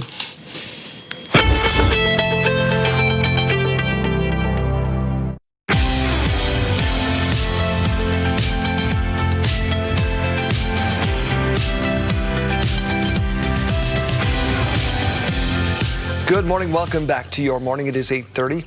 Breaking news we are following this hour. Sources tell CTV News that former Supreme Court Justice Louise Arbour is set to become Canada's next Governor General.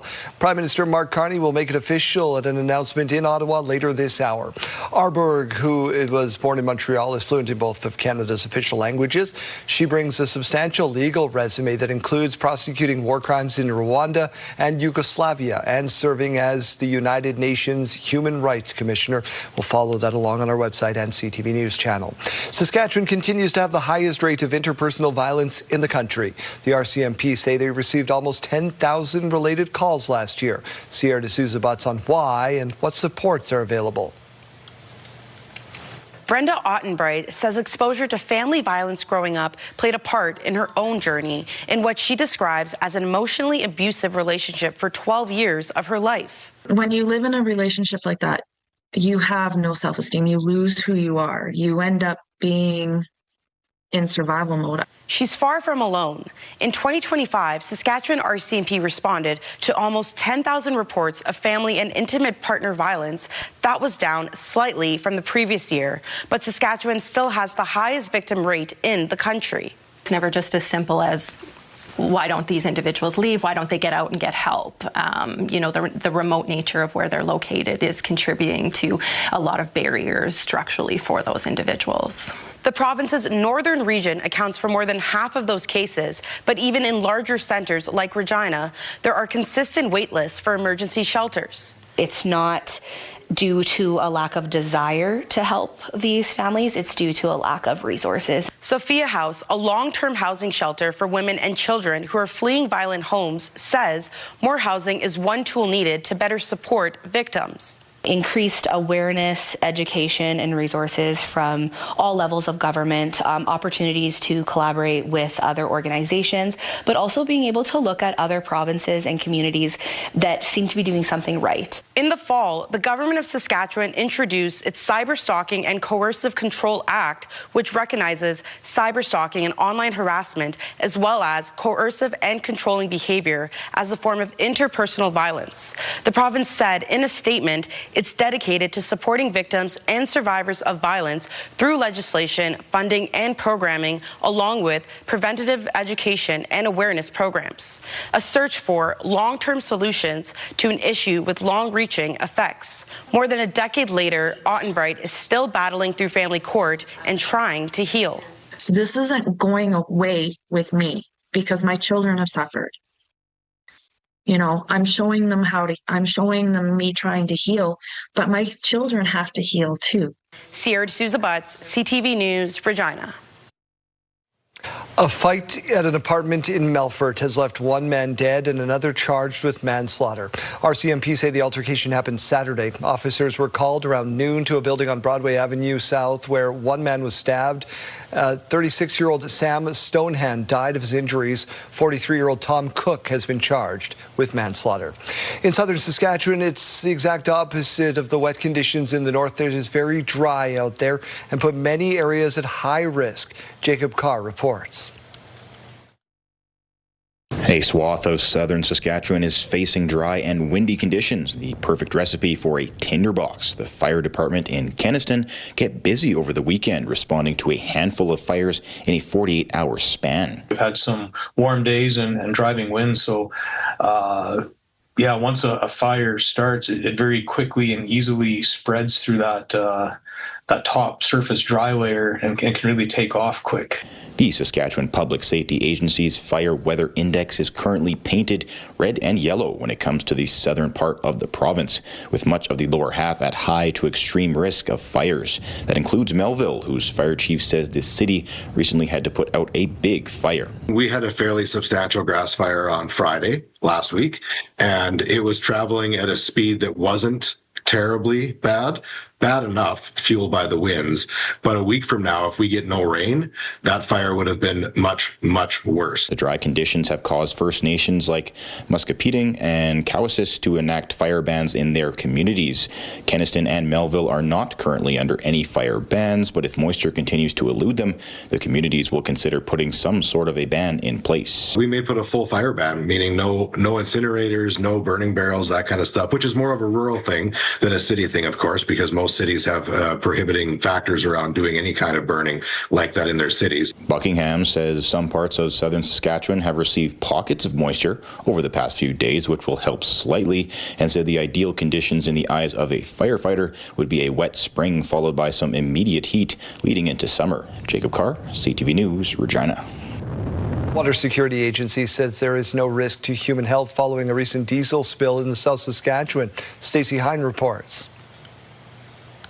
Water Security Agency says it's monitoring conditions after a train engine spilled about 800 liters of diesel into the South Saskatchewan River. The agency says it was notified of the spill near Medicine Hat late last Thursday. It says Canadian Pacific, Kansas City Rail, and Alberta have environmental response teams on site assessing and containing the situation, and says the risk to Saskatchewan's water supply is extremely low. Given the quantities of the spill and the volumes in the river, it was determined to be no risk to human health by the time it would get to the Saskatchewan border. It says, out of caution, communities downstream have been notified. The town of Leader says its reservoir is full and it won't need to draw water until the contamination has passed. The mayor of Beaver Flat also says no major impact is expected there. The city of Saskatoon, which gets its water from the South Saskatchewan River, says there's no risk to the public. The Water Security Agency says it typically takes 4 to 8 days for water to travel from Medicine Hat to Lake Diefenbaker, and by then the city expects any remaining diesel will be next to none. It's a very large body of water. We expect the diesel to basically evaporate before it hits that, but even if it didn't, the amount of diesel that would be remaining would be basically undetectable from a scientific standpoint. A University of Saskatchewan environment professor says fuel spills are always concerning and can have both immediate and lasting effects. Many of us are familiar with, images of seeing wildlife or birds impacted by oil. We also have the impacts, for example, in the sediments and different areas where you can get those contaminants moving into the food chain. The Water Security Agency says it will continue working with other provincial agencies and Alberta officials to continue monitoring conditions in the days ahead. Stacey Hine, CTV News, Saskatoon. Let's lighten the mood, shall we? Imagine being surrounded by Bernese mountain dogs.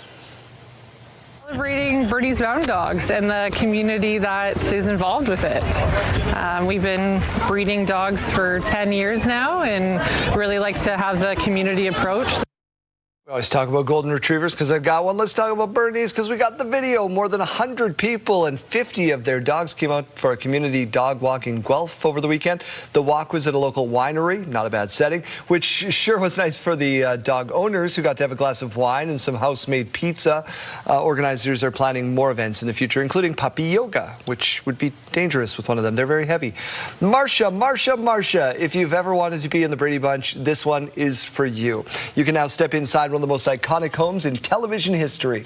The Los Angeles home used as the exterior for the show has undergone a retro renovation inside, so the interior now matches scenes filmed at the Paramount Studios.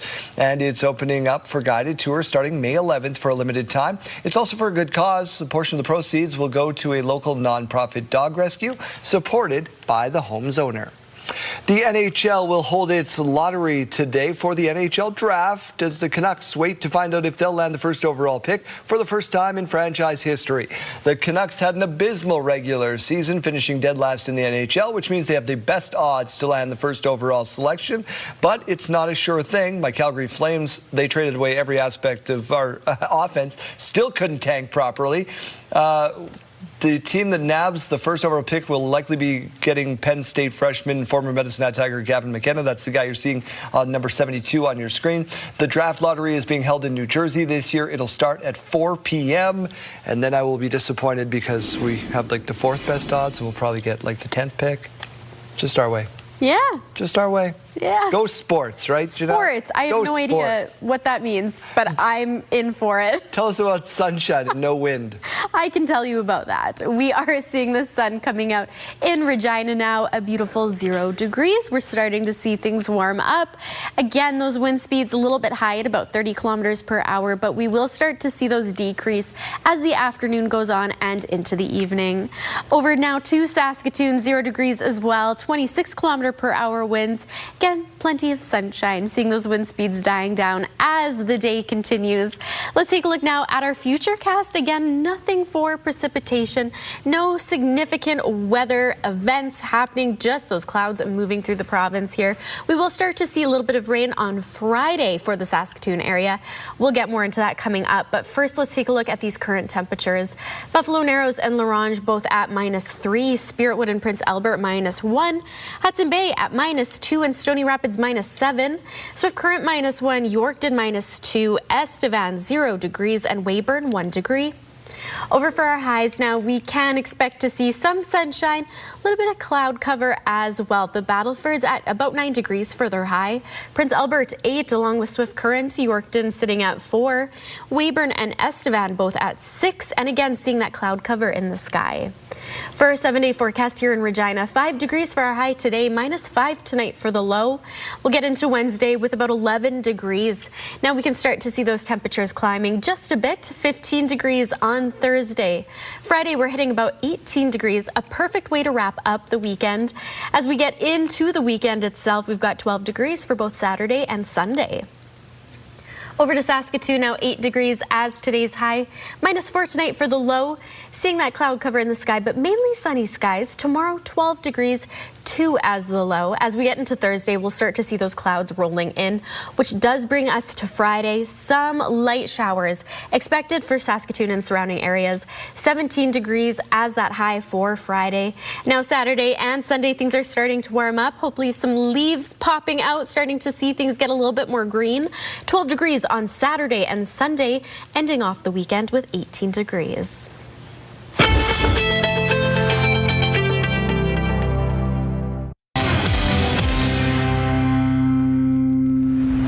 Good morning. I'm at Automobility Medical here in Regina, and of course Sherry is joining me. Sherry, what are we talking about today? We are going to talk about scooters, power chairs, and our reconditioned scooters and power chairs. It is finally nice, knock on wood, to hopefully be able to get out there and enjoy the sunshine and the weather and spring and visiting your friends, going for coffee, getting groceries, just getting your mobility back and getting outside. All right, so a perfect way to get out there and get some warm, fresh air coming up here. Now, how can people know what the right fit of scooter is for them? Well, the best thing is for them to come in and talk to us because we will ask you what your intentions are with the scooter, what you're going to be using it for, because some scooters are used for different things, more for outside, some are used for inside. The power chairs are mainly used for inside. A lot of people use the power chairs to get from their suite to the dining room or to activities or something like that. All right, so just making life that little bit easier. Now let's talk a little bit about those reconditioned power chairs and scooters. Okay, so first I just want to say, before we get a million phone calls, we don't do consignment, we don't buy used equipment, but what we do is we have, people will trade up. So if they've had their power chair, their scooter for a long time, and they're looking to get a new one, they will trade up. So then we will give them what we think it is worth towards a new one. Our technicians go through them with a fine-tooth comb, make sure that they're all running perfectly, and that they are shiny and they have new batteries.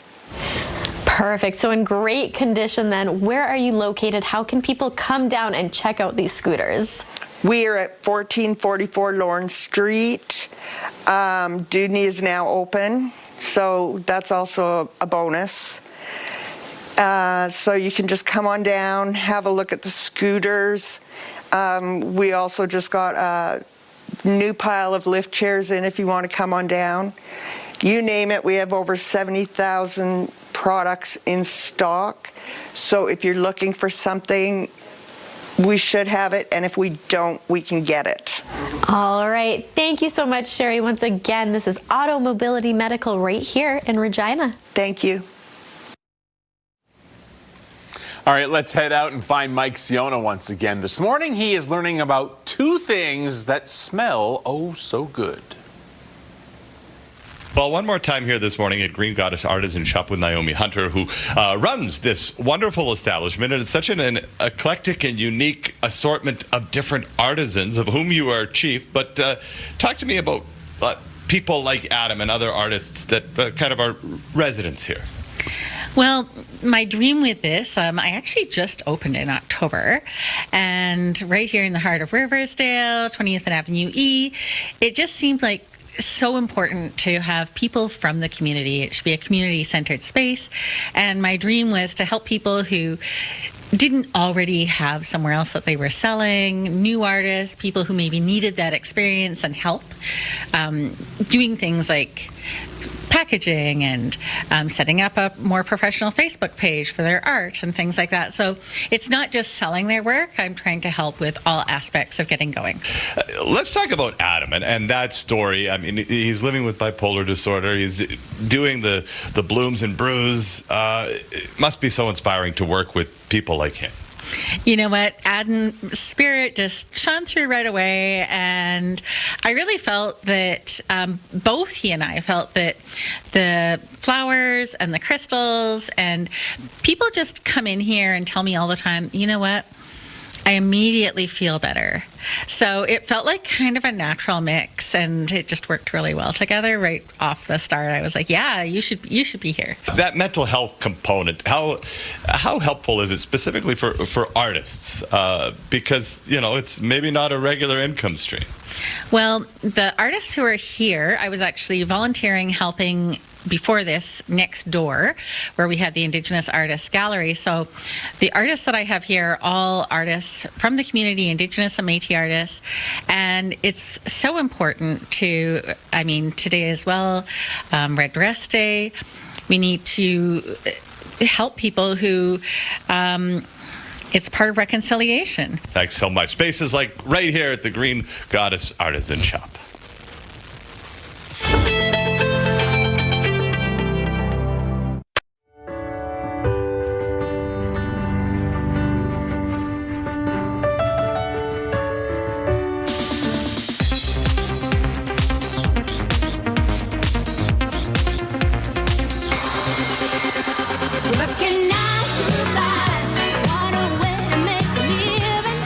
The Queen of Country says she needs a little more time before getting back to work on the stage 9 to 5. The good news is I'm responding really well to meds and treatments, and I'm improving every day.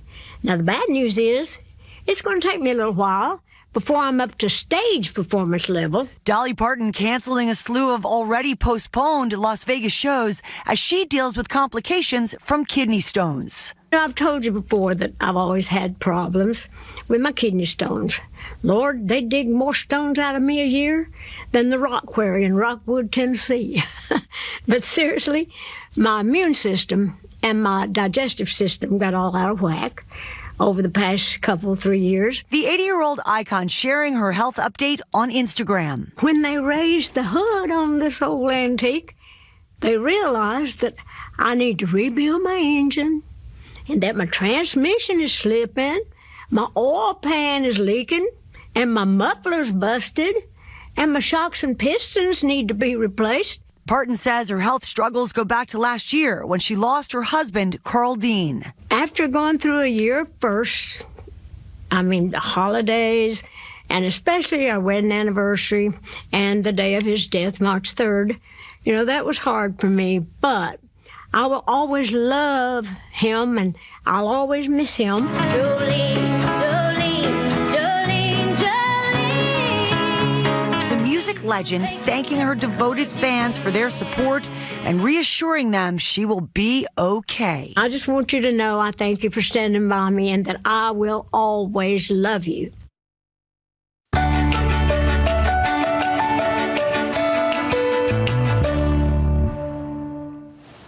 A Wisconsin second grader gets the surprise of his young life. Ashley Wheel reports. Finally, back in each other's arms. I'm so excited to be home. This was a long time coming, 11 months, so it feels good, doesn't it? Yeah. With the help of Kaganza Elementary School, Ethan Wemmer got to plan the perfect surprise. I felt exciting that my dad was home. But for Lincoln, while his dad was far away, he always kept him close. It just makes me feel calm, happy. I know he's going to come back soon. With this photo in his locker that was taken shortly before Ethan was deployed. I asked my teacher if I can look at the picture. I'll start looking at the picture and just that'll make me calm and ready for the day. From his classmates to his teachers, the school knows about their bond. I was thinking, I can't look at any of the adults in the room because they were all tearing up. And so I think it was, and the kids were just so excited for Lincoln. And I think that's what's really special. Does Lincoln have somebody? Yeah! Do you talk about your dad a lot at school? Yeah. What do you tell your friends about him? That he's a great dad. He's doing this all for me.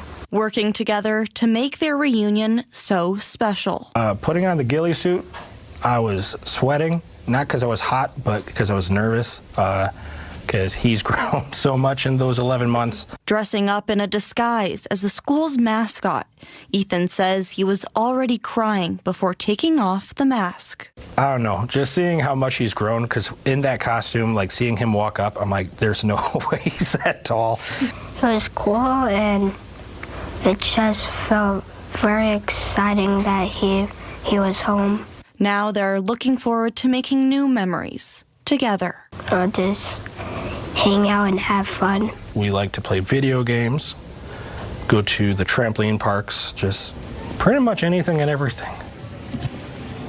Any story about a soldier returning home and surprising their family is always gold in my books. Gold in my books. Every time. Yeah. Thank you to everybody out there who's watching that is a service member or past service member. We appreciate your efforts. Sidebar time. Here.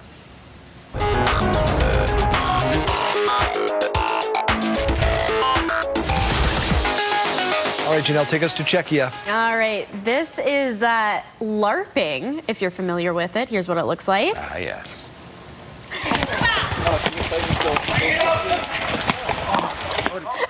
So about 100 people came out to live action role play as That's what characters. LARPing is, okay. Yes, from World of Warcraft. They used foam weapons, not the real deal, but the rest is super serious. Organizers spent weeks preparing the event, building locations and coordinating activities.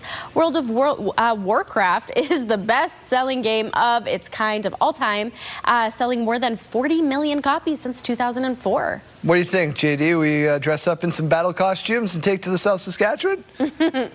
Get to LARPing. Yeah. Get to LARPing. Get to LARPing indeed. It does look like fun.